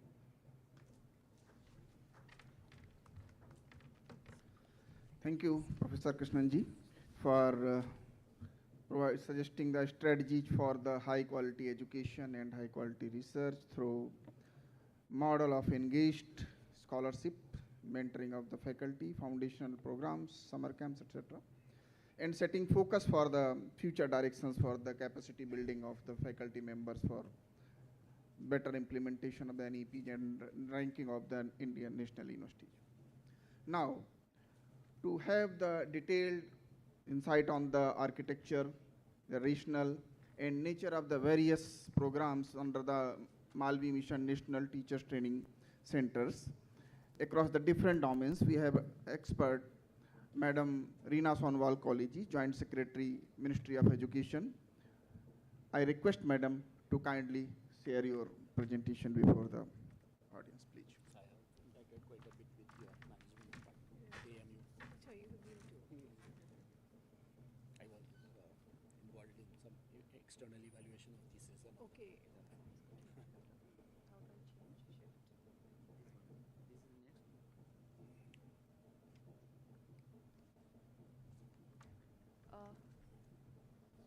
Namaskar and good afternoon, Honorable Minister of State, sir, Secretary Higher Education, Additional Secretary Higher Education, dignitaries who are with me on the dais, and before me all the Vice Chancellors of all the centrally funded universities. Two speakers have already spoken before me. My presence here will be very limited, and most of the concerns which are faced by the Malviya Mission teacher training programs have been highlighted by VC AMU. So I shall just skip my slides and give you a brief overview of all the programs that we are conducting with the UGC and the National Institute of Educational Planning and Administration, NEPA. Capacity building, I will just, we just need to understand that capacity building is central to professional development, and it is essential at every level of the education system. And why do we need capacity building? The MMTTPs has been re-envisaged in 2023, September. And it was there earlier, but in 21, the term had expired and we needed to come up with a new scheme. And this particular program was launched in September with this term expiring in March of next year. So we are in the process of doing an evaluation. So all the points that have been raised by VC AMU and the team of Vice Chancellors here will really help us. There will be a third-party audit so that we can continue this program in a more scaled up manner. So these are the different components of the capacity building of the Malviya Mission Teacher Training Program. We have 14 total components, of which Teacher Connect program is yet to start. It is in the process. And Guru Setu is a program which is being sort of envisioned. Professor Anilji is there. So these are all the NEP orientation program, the faculty induction programs, short-term program, refresher courses. So these are done by the UGC, and then in the ministry we are doing the Nurturing Future Leadership, the program on capacity building on design and entrepreneurship, and I'm happy that Professor Krishnan had said that we need more entrepreneurial faculties. So this is what this program is being aimed at. We also have, because there is, we need to be inclusive and to create a pool of faculty who would be able to address the needs of students who have specific learning disabilities. More and more students are coming from this field to the higher education. Schools have their own interventions, so this is another program that we are conducting. Then, of course, the program for academic leadership, the capacity building for promoting health and mental health and well-being in the HEIs, and there are short-term online programs which are being conducted by IIT Ropar, IIT Madras, IIC Bangalore on cyber security, on AI, STEM fields, on science communication, because people are doing a lot of work on science, but how is it that it is brought out for the, how do they sort of tell about what work they have done? So this is also an important part which is being driven by IIT Hyderabad. And there we also have a capacity building program for administrative staff. This is being done by IIT Madras, and this is generally the brief outline of the numbers that we have. We have 144 centers. Out of these, 32 centers are for the conducting the NFLP training programs. Of these, 8 are private institutions apart from our IIMs. So what I would like to just request all the Vice Chancellors who are present here to please nominate your faculty. So as of now, this NFLP program, we are, because it's an ever evolving kind of guidelines. So when we realize that the criteria for 3 years of teaching experience, we were not getting enough people. First, it was only the centrally funded institutions, then we opened it out to the state universities, now further, and thereafter to the private universities also. And now, just recently, colleges, government-aided colleges and private colleges can also apply. So there are a lot of requests from these colleges, so I would just say that because the government is paying for it, when professors or teachers do apply, we would just request that the heads of the institutions allow the faculty to join in this program, because that is a requirement that the professor should be nominated by the head of the institution. So these are all the numbers that we have of the different programs. this is the future leadership programs. We have 32 centers, 110 programs have been conducted so far. The academic leadership program, again, initially we were we had only the heads of the institutions. Now we would like to amend it with we would seek participants from institutions, from professors who would be having at least some minimum years of experience, who are in the line of holding academic positions, be it a dean or even dean or administrative positions. So this is something where to make this program successful. So we just request again that in case any of you would be interested, you could also attend this program and also nominate your people. Again, we will be giving out our amended guidelines where professors from your institute would be able to join in, whosoever is in an academic or administrative position. This is the capacity building program. It is being anchored by IIIT-DM Kanchipuram. This is to achieve a threefold increase in the proportion of students who are opting for entrepreneurship as a career. And so far, 45 institutions have been shortlisted, of which 836 faculty are part of this program. There are 130. There is a mentoring of faculty members for this program, and 597 courses have been identified for change in pedagogy. So this program will hopefully be able to get more students into entrepreneurship. Then this is to bring in inclusivity into our teaching. So this program is a totally online program that we have on the specific learning disability. And the Changing Foundation, this is an NGO who are working pro bono with us and giving their resources for organizing this training program. This, again, out of the 1326 beneficiaries, 218 faculty from central universities have participated. Then another program on promoting mental health and resilience in HEIs. So this is also an online program. And here we have both online sessions, and finally there is an in-person session. So far, we have had 28 sessions, 1,800 plus participants, and there are also exemplar visits. We had done one exemplar visit to AMU, and we had a national mental health conclave at Hyderabad. We propose to do it annually. I'll skip this, and then these are all the online short-term programs that IIT Madras and IIT Roper are doing. Then this is the STEM program, which is IIT Roper, Madras and Bangalore, which is specifically only for college teachers. Then STEM faculty, this is at IIT Hyderabad, which is for science communication. And this is again the training for administrative staff conducted by IIT Madras. So these are the challenges which we see AMU had highlighted. There is a limited outreach, less participation, less engagement.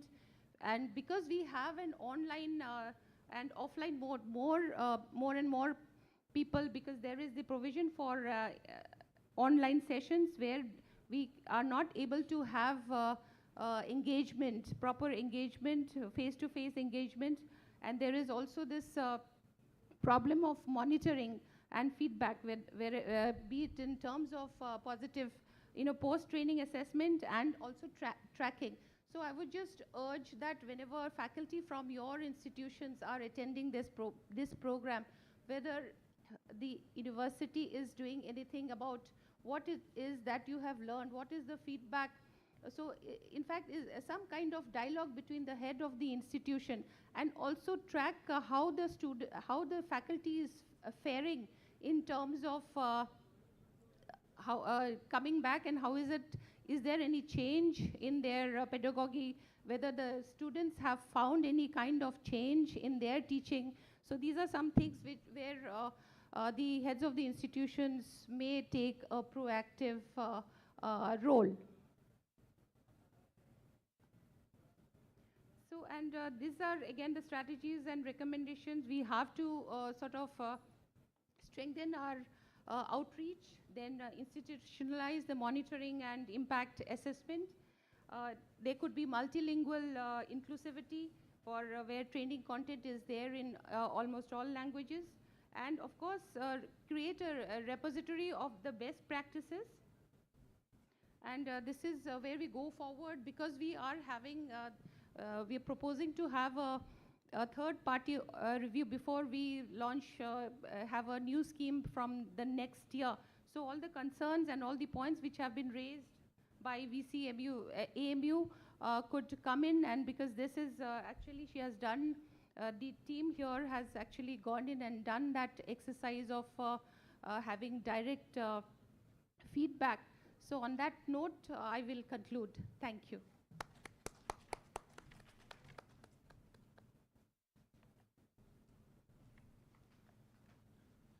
Thank you, madam, for your concise yet very insightful presentation about the details and the status and the spectrum of the various programs under the Malvi Mission Teachers Training Centers. Now the platform is open for question answer session. Due to paucity of time, we may take few questions. I just request to kindly introduce briefly before you ask your questions. Please.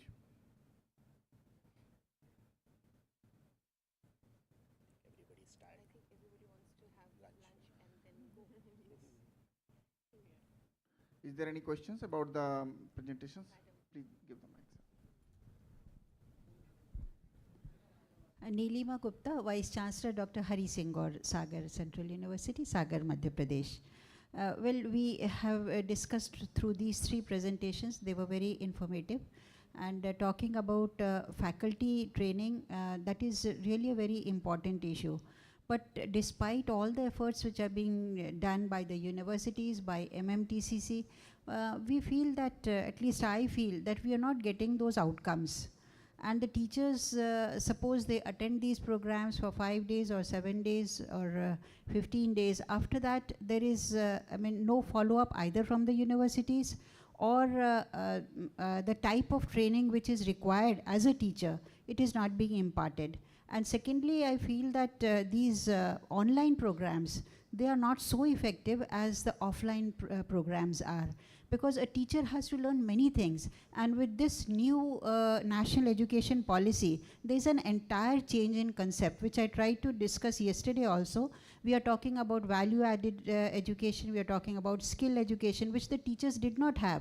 So unless these MMTC programs become very productive, and teach the teachers how to become a good teacher in all those varied aspects in which they themselves have also not got any training. This is very essential. So we have to, of course, many of the focal points have been highlighted, but I think that the universities can be invited to give more of these topics for conducting these faculty induction programs, and so that these teachers can be benefited, and more, we should have more of these offline programs, so that there is a direct interaction between the resource persons and the new faculty. And of course, like VCAMU, she has already said that there must be an improvement in the resource persons who actually deliver the goods. Thank you, that's all.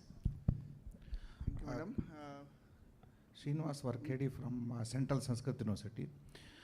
Thanks for very nice presentations. We got so many ideas. We have some issues like the IAS officers, when they get the training, they will have very specific training period after the recruitment. Similarly, we get fresh teachers in the universities. After that, we don't know how best they are. Therefore, we need to have 3 months offline training center, and then they have to go back to the workplace and then come back with the feedback. If we do 1 year or 2 years training program like this, then definitely freshers will have better results. That's what we feel. We started it within our university system, but better we need to do it in the national level. Sir, can I just briefly respond? 1 second, if you don't mind. So I seriously request you to try this coaching and mentoring model if you can do it. Because the results are much more in real time. What happens is otherwise in the training program is people go through training and then there's a gap and then people teach and there is no feedback mechanism. If you can do that coaching mentoring, we find we have actually measured. In just that 1 semester of coaching and mentoring, there is huge improvement in the feedback from students. And we can make that direct connection. So I just urge you to do that. I'm happy to share our experience offline with you also. Hello. Thank you, sir. Just a minute. There were just some comments. I would also request if the comments from the observation made by Madam Neelima Gupta ji, if somebody can, our expert can respond upon the observations made by her. Yeah, let me just, I think my observation is very similar. Okay, yeah, so if looking at the, let's say, future leadership program, we have nominated many faculty members and got the feedback, and the feedback is very encouraging. It's really good that that program is going well. But if we look at the other program, for example, MMTTC is running through, whether it's an induction program or sensitization of the NEP, I again agree with Madam that, taking those programs in the online fashion is not really serving the purpose. I myself has inaugurated about 23 MMTTC for the sensitization of NEP programs. But I even before the start of the program not able to find all the candidates, and not even after the lecture is not able to so, and I see that this online method is not really serving the purpose, and especially the induction program when we are trying to train our new teachers and trying to tell them that you have to go for the apprenticeship, skillship, internships and practical training, skill things and so on. And that we are doing it online. So I really don't appreciate. Thank you. Sir, your observation has been noted, and our expert groups have made certain recommendations. Yet I request our expert with us to comment on your. I will speak about the FIP faculty induction programs and the programs which are conducted online, the NEP implementation training. So that is the NEP implementation program is totally online. There is no scope for physical training here. The other FIP program, which is a very long program, we have been getting feedback that in fact the institutions are not allowing the faculty to come for such a long period. So in fact, we have even sort of said that there could be a break. It's a 24-day program. So in fact, so between the two, and MMTCs also have the freedom to do physical courses also. So they have, it's a mix of both physical and online. So it is for that particular center to decide whether they want to do it online, offline. Of course, online has its own problems, again, logged in and not being part of it. So we are also thinking of some kind of interventions, technology interventions, which would be able to, have the participants' full attention to the program. But we will take note of this, sir. Thank you. Thank you, madam. And with this, we'll come to close the session. And I thank you. Thank the expert with us, Professor Krishnan, Madam Reena Sonwal Kohli, and Vice Chancellor of the Coordinating University, Professor Naima Khatun, Madam, and the participating university Vice Chancellors from the CU Odisha, Professor S.C. Pandaji, Vice Chancellor of Mahatma Gandhi Central University, Sanjay Srivastava, and Vice Chancellor of Samakka Sarakka Central Tribal University, Y.L. Srinivas, and Vice Chancellor of Rajiv Gandhi University, S.K. Nayak. Thank you so much for your valuable contribution for preparing the thematic paper and this presentation before this conference. Thank you, sir.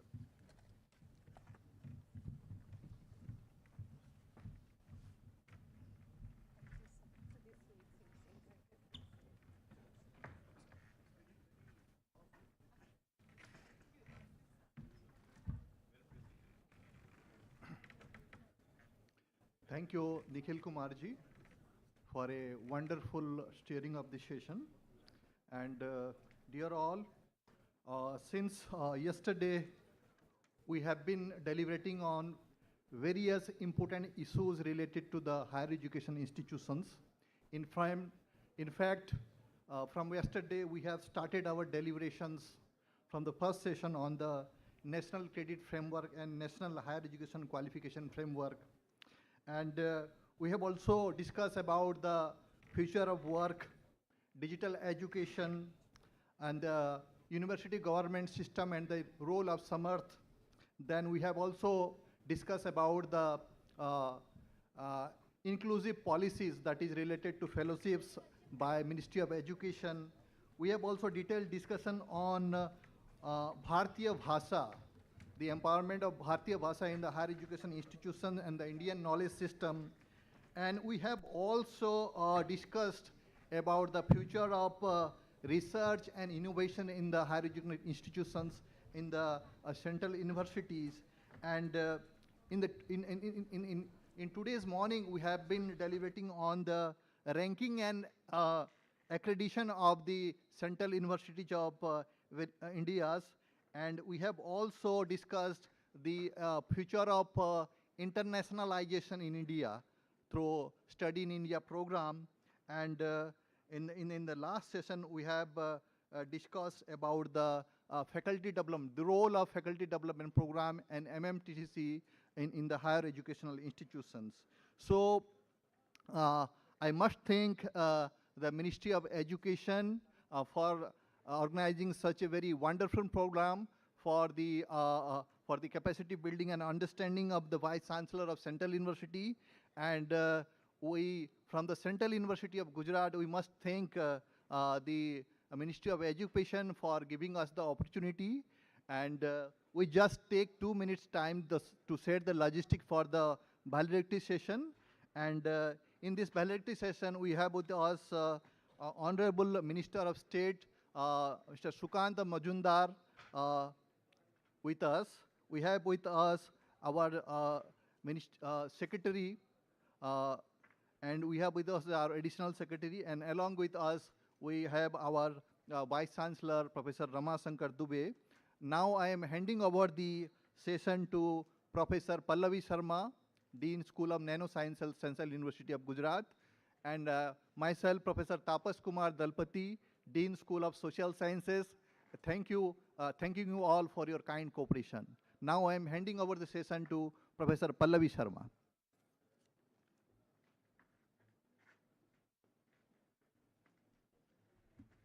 Thank you, sir, and namaskar. As we approach the conclusion of a transformative two-day Vice Chancellors Conference 2025, organized by Central University of Gujarat and Ministry of Education, we will now reflect on the knowledge we have gained, express gratitude, and look ahead with renewed purpose.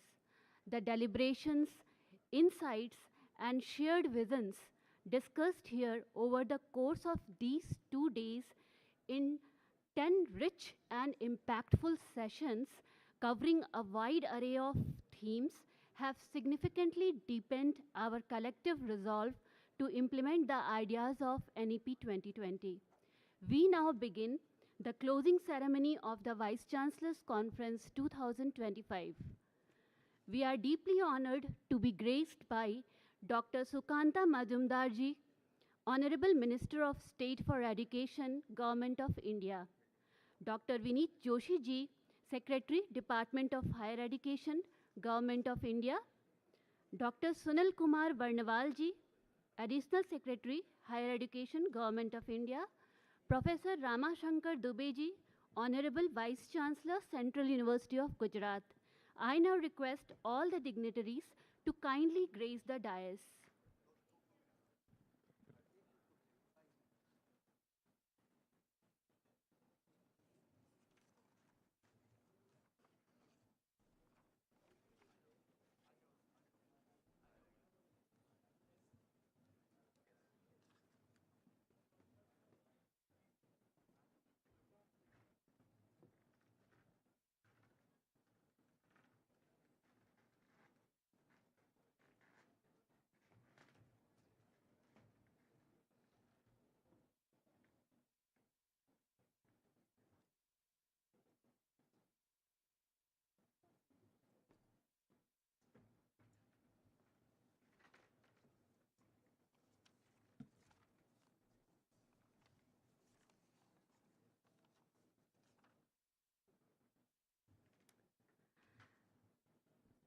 I now request Professor Ramashankar Dubeji, Honorable Vice Chancellor of Central University of Gujarat, to honor our chief guest, Dr. Sukanta Majumdarji, Honorable Minister of State for Education, Government of India.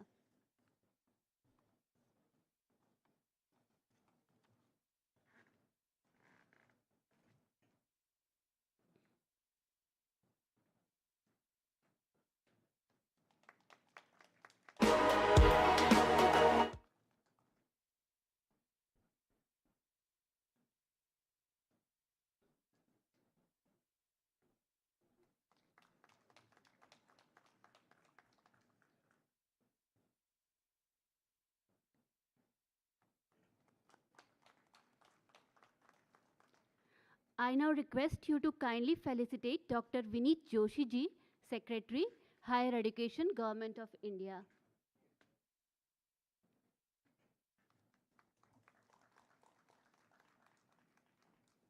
I now request you to felicitate Dr. Sunil Kumar Barnwal ji, Additional Secretary, Department of Higher Education, Government of India.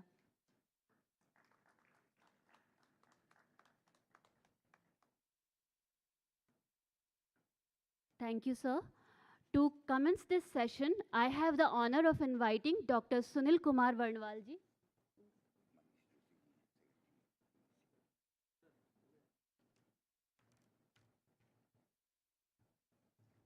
I request Honorable Vice Chancellor to felicitate Mr. Joshi ji, Ministry of Education. So, to commence this session, I have the honor of inviting Dr. Sunil Kumar Barnwal ji, Additional Secretary, Department of Higher Education, to welcome the gathering in the closing ceremony. Welcome,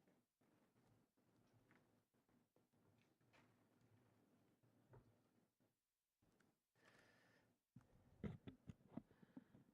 Good afternoon, Namaskar.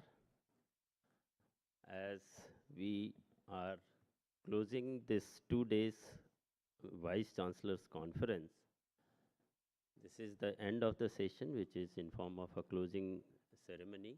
On this occasion, I welcome Honorable Minister of State for Education, Dr. Sukant Majumdarji, who had taken time to come from his busy schedule and made it to the morning and attended almost all sessions today. He had taken good briefing on the whole conference and was aware what is going to happen and had a lot of suggestions to improve it better. As we all know, he himself has been a teacher, and so he knows the higher education system quite well, and some of his insight has been extremely useful for all of us. So I welcome you, sir, to this conference and this closing ceremony. Today we have Dr. Vineet Joshi, Honorable Secretary, Department of Higher Education, Ministry of Education. As we have seen him throughout the session in 2 days conference, and his also contribution in form of his suggestions, some of the wonderful input in different thematic sessions, and not just the thematic session, also outside this conference while deliberating with him on many other issues related to higher education. And some of you must have been benefited by his suggestions and inputs. So I welcome you, sir, to this closing ceremony. Now we also have Vice Chancellor, Central University of Gujarat. I know he will be giving you a vote of thanks by organizing it so well, but I must thank him in person. The way he organized this 2 days conference and has taken care of our comfort so well, and so at individual level, all of us feel so grateful to him, the way he made our stay comfortable, the way he has organized this whole ambience for 2 days deliberation on different themes. And I think everything was so well organized. I must thank him. And not just him, his whole entire team has been working continuously for 2 days. And these 2 days we have seen, I think 20 days before, since then he has been working. And so I must take this occasion as a privilege to express my sincere gratitude on behalf of the ministry and on behalf of all of you to thank him once again. And today we also have the presence of Mr. Manish Joshi. He is Secretary UGC. We know presently our Secretary is the Chairman UGC. But the Secretary UGC has a very big role as far as the functioning of Central University goes. For everything, I think you don't come directly many a times to the ministry. It is more of UGC which takes care of your needs. So he has been here for 2 days, and he has also been coordinating with the Vice Chancellors before that on many of the issues. I welcome him to this occasion. As we all know, 2 days had been really hectic. We all thought we are going to a place which is so scenic, the place Kevadia. But we have hardly seen Kevadia. We have just seen the tent city. And you all are looking forward to see the Statue of Unity or the place Kevadia as such.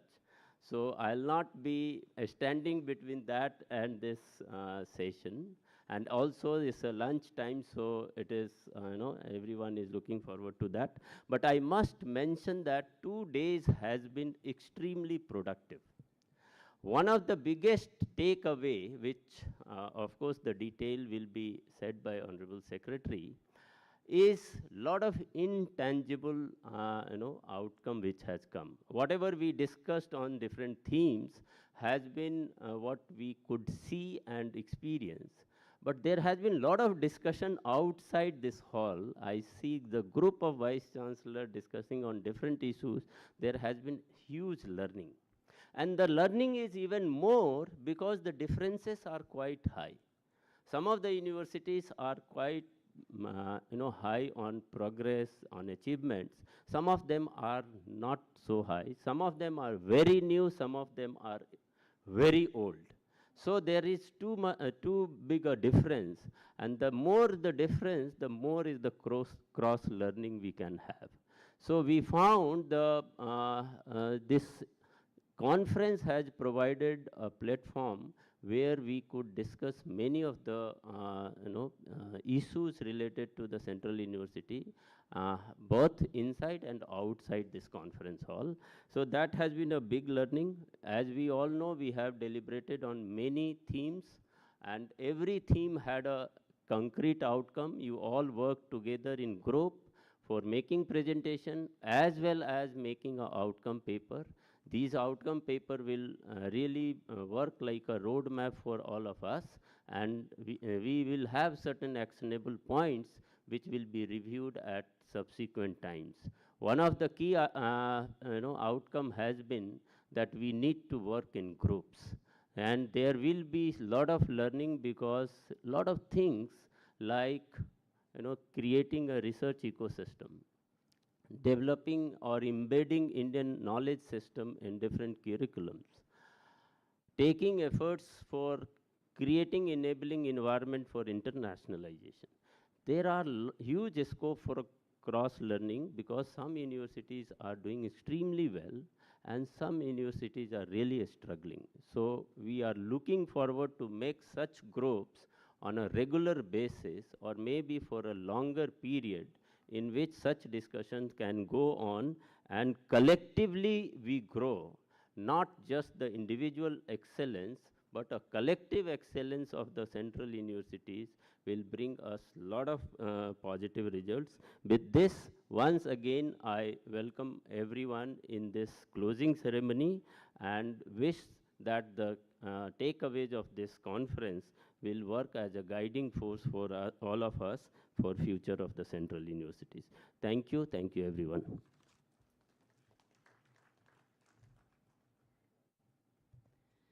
Thank you, sir.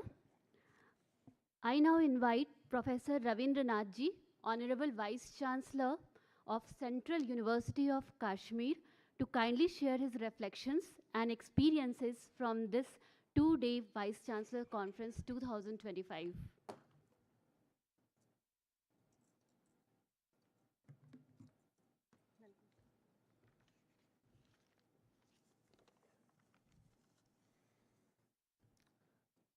Honorable Minister of State for Education, Sri Srikant Majumdarji, the Secretary of Higher Education, Sri Vinit Joshiji, Additional Secretary Sunil Banwalji, and Secretary UGC Manish Joshiji, and Professor Ramakant Shankar Jube, Rama Shankar Jube ji, and who is the man of this particular event.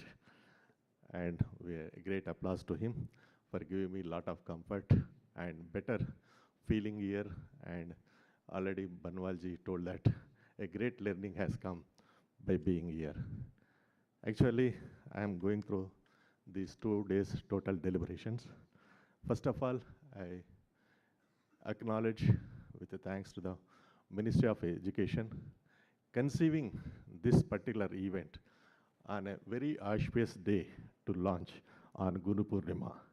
So this gives most of our institutional leaders a kind of commitment once whatever the outcome they have taken from this particular process, so they have to translate into an action plan. Because I happened to attend these kind of events earlier twice when Prakash Javadekar was the Minister for Education, so he used to conduct on same Guru Purnima day. And after, I think, a gap of 5 years, so they have launched again this. And I welcome this particular thing. And these 10 days, or these 2 days, there are 10 themes which they have made it. Just I would like to give one pass and mark on every theme. So the first, what we felt is about higher education qualification framework and national credit framework. So this what a greater understanding is required. Most of them still they are confused. Many institutions are not able to interpret properly and doing it. Actually, this is not a today's idea. It came out from the UNESCO in 1973 regarding recognition of degrees equivalence of qualifications. So the qualification framework, what we are discussing about, it must be equivalence of qualification. And recognition of degrees, it will goes with the national credit framework. So these two differences, if you see UNESCO documents, you can find those differences. Especially, I would like to tell you, any program which we need, it should be a relevance. So for that, UGC has developed LOCF, Learning Outcome Based Curriculum Framework. Then the flexibility. For UGC has come out in 2014 with choice-based credit system, and 2024 it is with National Credit Framework in accordance with the NEP 2020. Thirdly is the mobility. So that is what this NEP 2020 is also mentioning. Even though 2014 is mentioned, even UNESCO also mentioned about that. It is through academic bank of credits. These three policy documents we have to clearly to understand to go ahead. So this what just I wanted to tell you on this. The secondly, we are normally future of work. I have to thank Professor B.J. Raoji, who has made a wonderful presentation to think ourselves how we have to train our own things and how our human researchers should go off with that. Especially, I would like to tell you the initiatives what we need to develop, especially keeping in the inclusive models of pedagogy. So that's what normally we have to do. Why inclusive models of pedagogy? Because we are encounter with the students of different backgrounds and different learning abilities. So that is one of the things which help them. Whether students come to the institution for three purposes. One is for education, the second for the employment, third for entrepreneurship, 3 E's. So this we have to see. Normally, a first generation student prefer for an employment. So we have to look for the kind of skill training we have to impart. The second generation student will normally prefer pursuing higher studies, scholastic pursuit, so that intellectual property gains is possible. So that is, he want to move the higher education. The third generation student, normally the parent and grandparent made some wealth because of their education and employment, whatever it's so. But he can take the risk. He should go for entrepreneurship. In that kind of fashion, we have to develop the students how to prepare for the future of work. And thirdly, just I would like to see the digital education, which I am part of it. So here is also I used inclusive pedagogy in my things. First of all, I model pedagogy into teaching, learning, training, and engagement. The teaching is the prescribed curricula. Learning is beyond the curricula, which Swayam is helping. Third is training, the skill curricula, which Swayam Place is helping. And engagement is the national internship portal devised by the AICT. So that is going to give you engagement. So these four things, in addition to evaluation, is a separate part. So this is what normally I look at. And my university has come out because at the time one of the review meeting by additional secretary, when Sanjay Srivastava made one question, because students, when they are taking a course online, why they should need to pay a fee for that. So the same thing, before the Sanjay Srivastava made that particular point, I introduced a credit-based fee structure for tuition. Those students who are taking the credits online, I am giving the exemption. Remaining is that they have to pay, which they are taking from the institution. So this has helped to improve, but still students need to understand, our teachers also need to understand. So that's what normally I would like to, the university e-governance, normally the Professor Balerao has given well presentation about e-Samarth. We are not able to do, but this is going to help for intervention measures. So if you are able to use it. And fifthly, just this promotion of equity and higher education institutes. So this will be mainly reaching the unreached, it is going to be there. And then Indian knowledge system is one of the important things. So every central university should have one center, and they need to ensure that in every of the major curriculum, one unit should be dedicated for Indian knowledge system, so that students can get the inspiration and motivation. So then the research and innovation.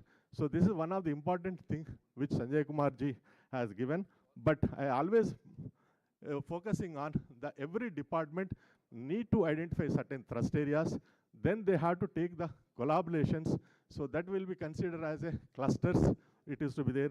And thirdly, they have to multi-transdisciplinary research is possible, and ultimately it is the socially relevant research and locally need-based, nationally important, and globally significant. So this they have to focus on. Then ranking and accreditation is one of the important aspects. The benchmarking and internationalization is measures, intervention measures are necessary. Because when I developed the curriculum, I looked into 4 parameters. One, how much international dimension is there? How much national dimension is there? How much regional dimension is there need? And then my own institution, branding, uniqueness from the other institutions. So this way, just I told them to, at least 40 to 50% international dimension is there, the students' mobility will be easier. So this is what I felt it. So the next, the international of higher education. So this will be the global immersion which we speak about. That is mainly the language and cultural aspects that we have to look into that. Once a foreign student comes, how it is to be there. And then social immersion is also another important thing is. And now another important thing, a document submitted by presented by the UGC is global citizenship education. So this also we should focus on that. So okay, next the faculty development programs. One of the important things in the faculty development I wanted to say, because on the left side most of the vice chancellors are there, right side majority of the regulatory bodies, ministry and UGC are there. So that is that a mic is not available to us. So now I have to make it. Every institution need to make training need analysis in 5 areas. For example, based on the age group. So a fresh recruit needs the pedagogy models training. The Second is subject advancement. Third is research, new areas if they wanted to do. Fourth is industry or NGOs connection. And fifth is managerial. So this will be the way if the training need analysis is done, then we have to send it. Then we have to see the outcome. I am first of such kind when I joined, when I attended one induction program at PhD College of Technology. So I have surprised they are using the audio visual technology for presentation purposes. Then immediately I came back and submitted a proposal to the AICT. At that time, relevance of educational technology in continuing technical education. That I got the 5 lakhs grant at the time as an assistant professor. So that's why now we have to, if someone is going for training, we have to see whether he is going to revise his syllabus, or whether he is going to submit a project, or whether he is going to conduct a similar training in his own institution to generate the money. So this what normally outcome we should expect it, what madam is made it. Thank you. This is the last one. Thank you. Thank you very much, I made. And first of all, wonderful hospitality and other things. I thank you, Ramashankar Dubeji, very much. Thank you, sir.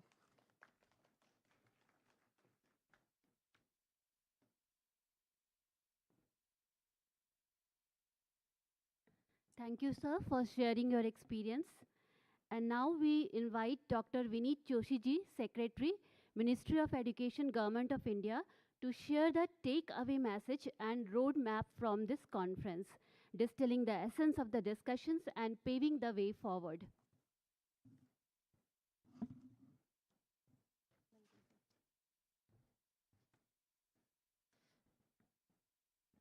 A very good afternoon, Honorable Minister of State for Education, Shri Sukanta Majumdarji,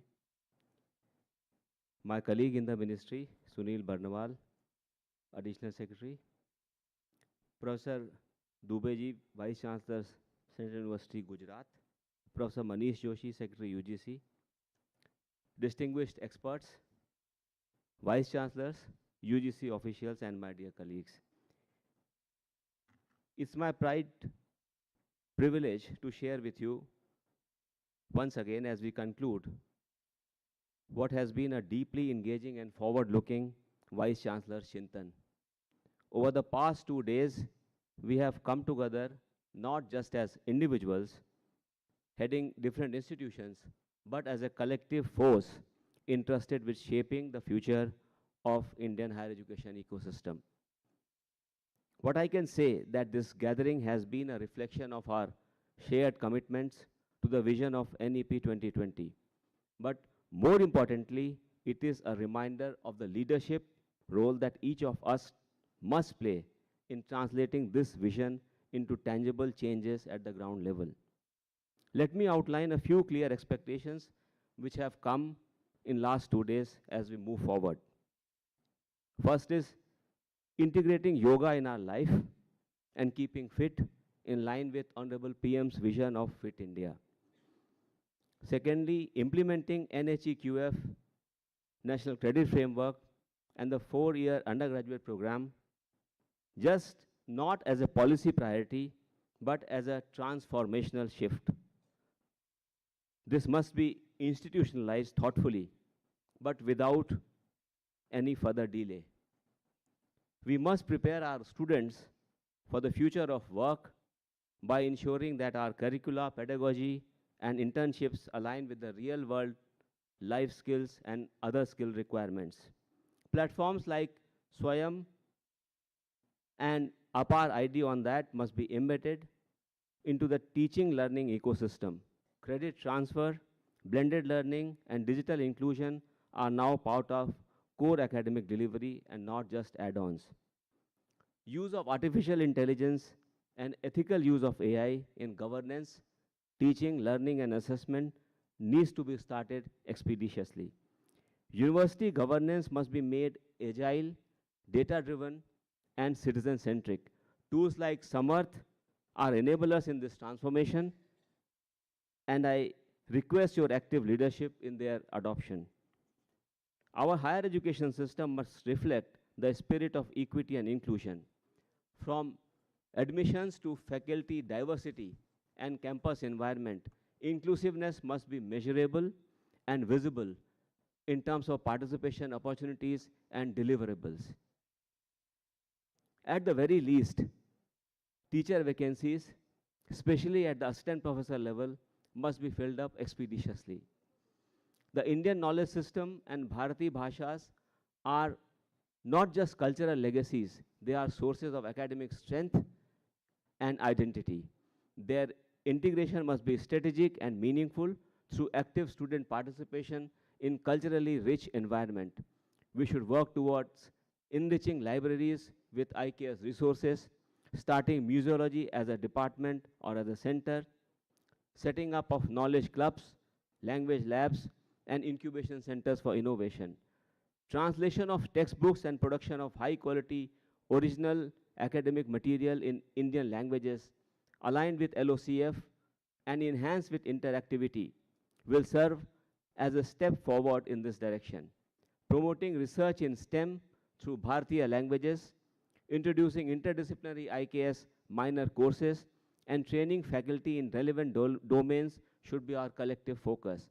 Moving forward, we should work towards advancing Bhasha IKS integration through internationalization, innovation, startups, youth engagement, and digital transformation, thereby ensuring that our education system truly reflects the spirit of Bharat.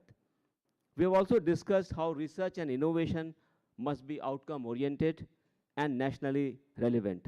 With increasing government investment, whether through ANRF, PMRF, or Centers of Excellence, we expect a sharper focus on interdisciplinary, socially impactful, and scalable research. In the global landscape, Indian institutions must be positioned as partners of choice. The Study in India program and our broader push for internationalization will need proactive support from each one of you. Lastly, no institutional reform can succeed without an empowered faculty. The Malviya Mission Teacher Training Program offers a critical platform. I urge all the Vice Chancellors to institutionalize faculty development as a continuous priority, not as a periodic exercise. The Ministry of Education stands with you as a partner, but also looks to you for performance and delivery. You are the leaders of India's higher education ecosystem, and your role is central to realizing our national aspirations for Viksit Bharat at 2047. Let us not lose the momentum generated in these 2 days. Let us go back with a concrete resolve to translate ideas into execution, foster teams that are aligned, agile, and committed. On our part in the ministry, we'll constitute VCs or experts groups to continue problem solving and hand-holding the institutions present here. I congratulate VC Gujarat and his whole team, the UGC officials, session experts, speakers, and institutional partners for their excellent efforts in making this conference a successful event. As we part, I urge you to lead with conviction. The decisions you take today will shape not just your universities, but the aspirations of millions of Indians around you. Thank you for your engagement, leadership, and partnership. Jai Hind, Jai Bharat.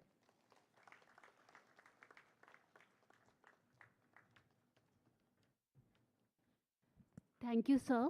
Thanks for capturing the key insights and future steps with such clarity and conviction. And now it is our time to honor and welcome our chief guest, Dr. Sukanta Majumdar, Honorable Minister of State for Education, Government of India, whose contributions have been instrumental in advancing the vision of the National Education Policy 2020. I now request our chief guest, respected Dr. Sukanta Majumdarji, to kindly address the distinguished gathering.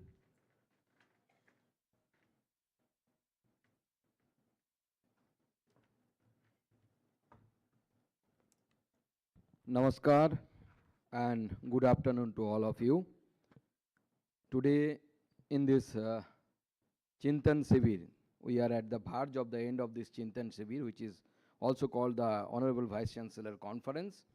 We have on the dais Sri Vinit Joshi ji, Secretary, Department of Higher Education, Additional Secretary, Department of Higher Education, Sri Sunil Kumar Banwal ji, Professor R.S. Dubey, Vice Chancellor, Central University of Gujarat, Professor Manish Joshi, Secretary UGC, respected Vice Chancellor from the different parts of the country, distinguished member of academia, senior officials from the Department of Education, and my dear friends. It's a really matter of pride and pleasure also to be and to witness the gathering of academic leaders of the different part of from the different part of the country in the Kevadia, the land which carries the indelible spirit of Sardar Vallabhbhai Patel, the Iron Man of our country. This sacred soil near the Statue of Unity remind us of the vision and resolve with which Sardar Patel unified around 562 princely states, laying the foundation of a strong and integrated Bharat. As we gather here and discuss on the role of Central University in nation building, it is only fitting that we draw inspiration from the legacy of the national integration, institutional strength and unity in diversity from the Sardar Vallabhbhai Patel. He believed in the transformative power of unity, discipline and education. It is in his vision that forms the backbone of our National Education Policy 2020, a visionary and futuristic reforms aimed at making Indian education globally competitive while being rooted in Indian cultural ethos. The higher education sector in India has made remarkable accomplishments in over a decade through the combined efforts of ministry and our 57 central universities under the dynamic leadership of our Honorable Prime Minister Sri Narendra Modi ji and our Education Minister Sri Dharmendra Pradhan ji. I am happy to know that out of 57 central universities, 30 central universities have achieved either A or A plus or A double plus grades in NAAC ranking, signifying strong foundation in various academic and infrastructural aspects. The Academic Bank of Credit, ABC, a cornerstone of student-centric learning, now has over 2.75 crore students registered and includes 1,666 higher education institutions, many of which are central universities. The implementation of the UGC curriculum and credit framework has enabled multidisciplinary education, multiple entry-exit options, and flexible credit transfer, bringing our institution in line with global academic practices. In recent budget, allocation in central universities has been kept at rupees 16,691.31 crore against 15,928 crore in 2024-25, which is rupees 763.31 crore more, that is the 4.79% increase. Women's participation in higher education has also witnessed significant growth, with female enrollment rising from 1.57 crore in 2014-15 to 2.07 crore in 2021-22, making a 32% increase. We are promoting multilingualism as envisioned in the NEP, with entrance exams such as JEE, NEET and CUET being conducted in 13 Indian languages. The integration of technology in education has been accelerated through platforms like Swayam. Over 295 universities allow up to 40% of the academic credits through Swayam courses. The platform now issues nearly 9 lakh certificates annually. For the first time, Indian institutions such as IIT Madras, IIT Delhi are setting up their campus abroad, starting with Zanzibar, Tanzania and Abu Dhabi, UAE respectively. This marks a new era where Indian institutions are exporting high quality education globally, reinforcing India's status as a Vishwabandhu.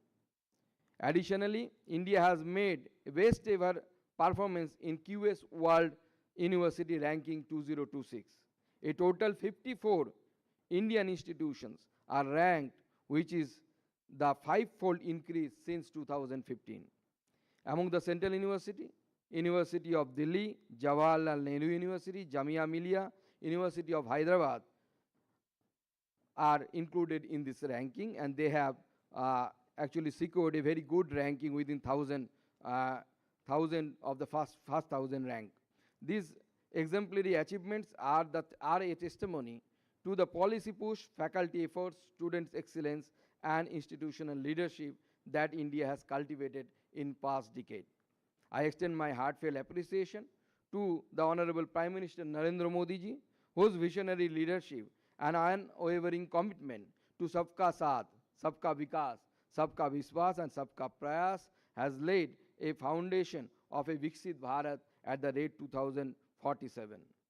His far-sighted initiative, the National Education Policy 2020, is not just a reform but a renaissance in Indian education, empowering every learner to think globally while staying rooted in India's civilization ethos.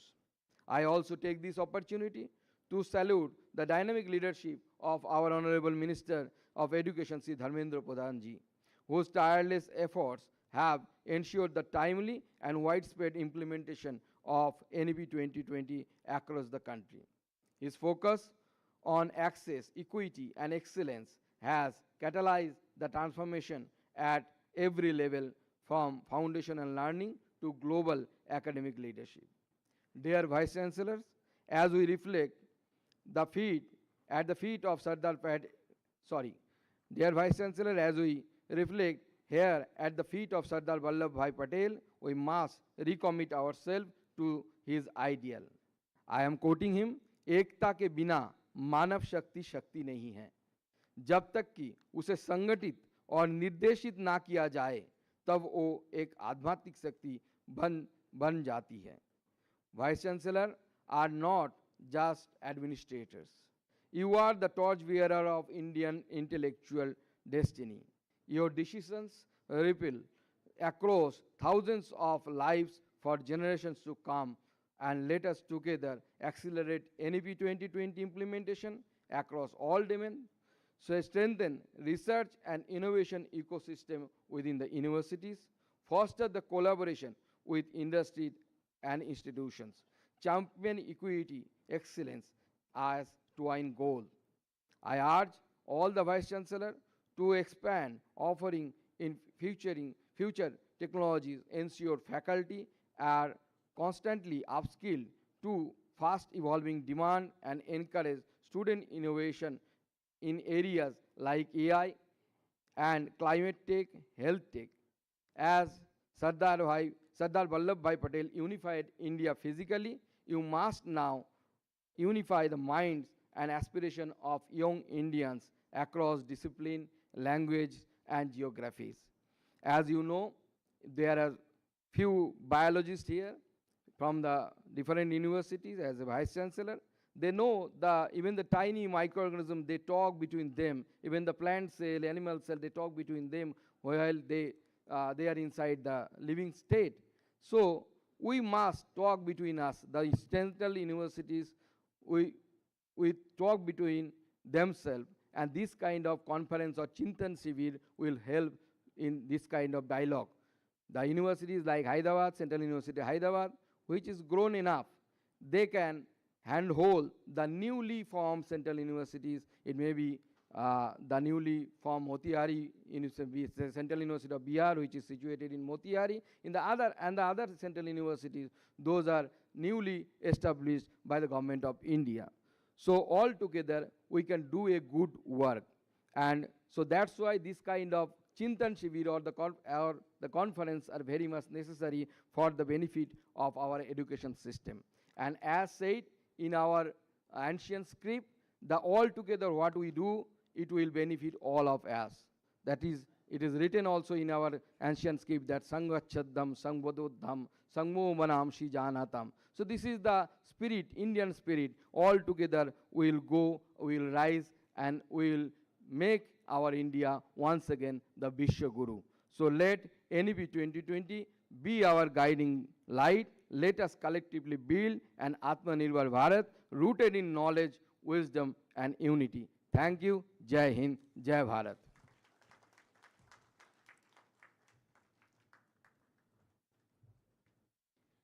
Thank you, sir, for your inspirational address and for reinforcing our commitment to implement NEP 2020. Now, to express our gratitude to all those who have made this conference a meaningful and memorable event, I invite Professor Ramashankar Dubeji, Honorable Vice Chancellor, Central University of Gujarat, to deliver the vote of thanks.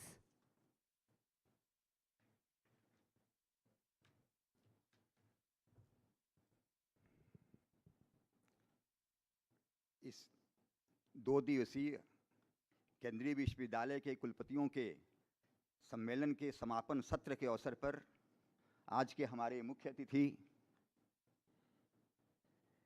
State minister for education government of India doctor Sukanta Majumdar ji, secretary department of higher education doctor Vineet Joshi ji, additional secretary higher education doctor Sunil Kumar Banwal ji, secretary university grant commission Manish Joshi ji, और आप सभी कुलपतिगण, ministry of education के सारे officials, university grant commission के सारे officials, आपने ये 2 दिन के दौरान हमको जितना प्यार दिया, हमको जितना स्नेह दिया और हमारी सारी टीम को आप सब ने जितना स्नेह दिया, इसके लिए हम आप सबका बहुत बहुत बहुत बहुत आभार व्यक्त करते हैं।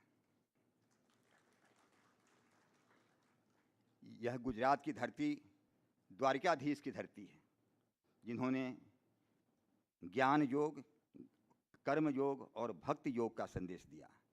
इस 2 दिवसीय कुलपतियों के सम्मेलन का आरंभ हमारे कुलाधिपति डॉक्टर हसमुख कढ़िया जी के कर्मयोग के संदेश से प्रारंभ हुआ और उसके बाद हम लोगों ने 10 थीमेटिक सेशंस में ज्ञान से भरे सेशन का हम लोगों ने लाभ लिया। आज के इस विशेष सत्र के अवसर पर मैं अपने मुख्य अतिथि डॉक्टर सुकांता मजुमदार जी का बहुत बहुत आभार व्यक्त करता हूँ। माननीय मंत्री जी से मैं बात किया चंद मिनटों के लिए, तो हमें पता चला कि he is a famous plant biologist and he has paper publish in current biology and many journals also like that, and he was talking to me that in which area you are working. I told my area of work is that stress metabolism in plants and mainly related to salinity stress, heavy metal stress and different stresses. Then he told me that I have been working in plant growth rhizobia, that how rhizobia they promote growth of the plants.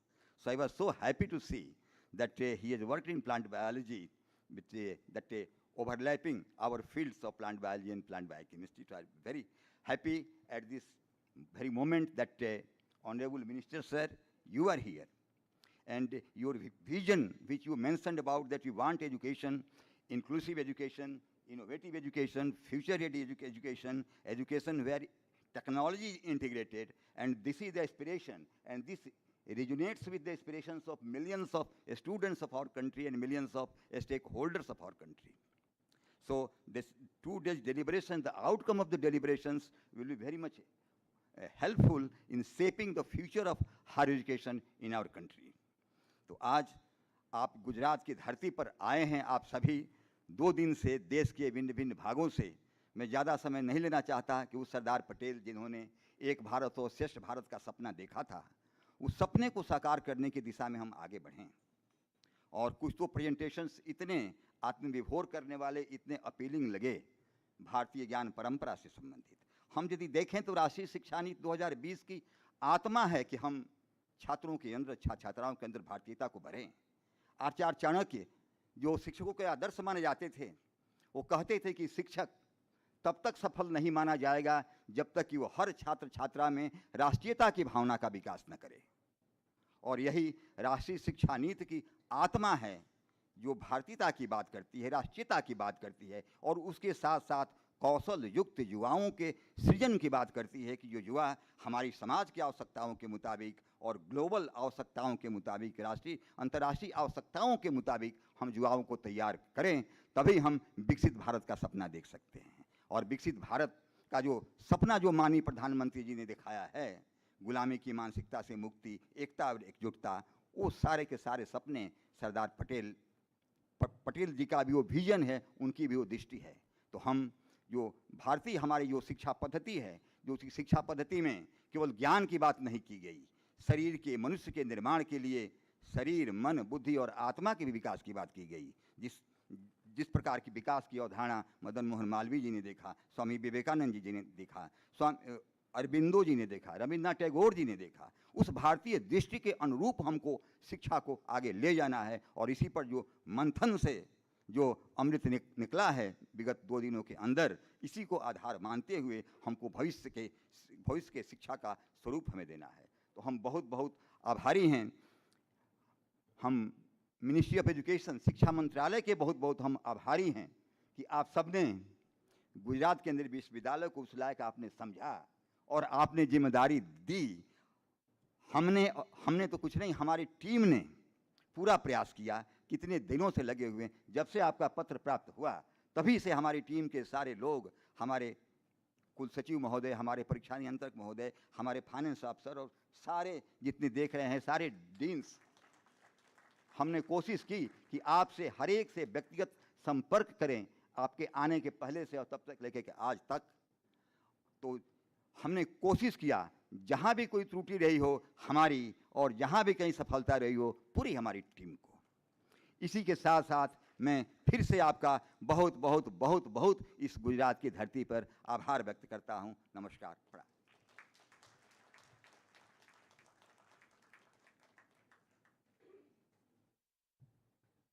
Thank you, sir, for your heartfelt words and your exemplary leadership throughout the conference. On behalf of Central University of Gujarat and Ministry of Education, we thank you all for your presence, your insights, and your unwavering dedication to shaping the future of Indian higher education. Let us carry forward this collective energy and shared purpose envisioned in NEP 2020 as we return to our institutions. Dhanyavad. Jai Hind, Jai Bharat. There is one important announcement. A bus will depart at 3 p.m. today for sightseeing.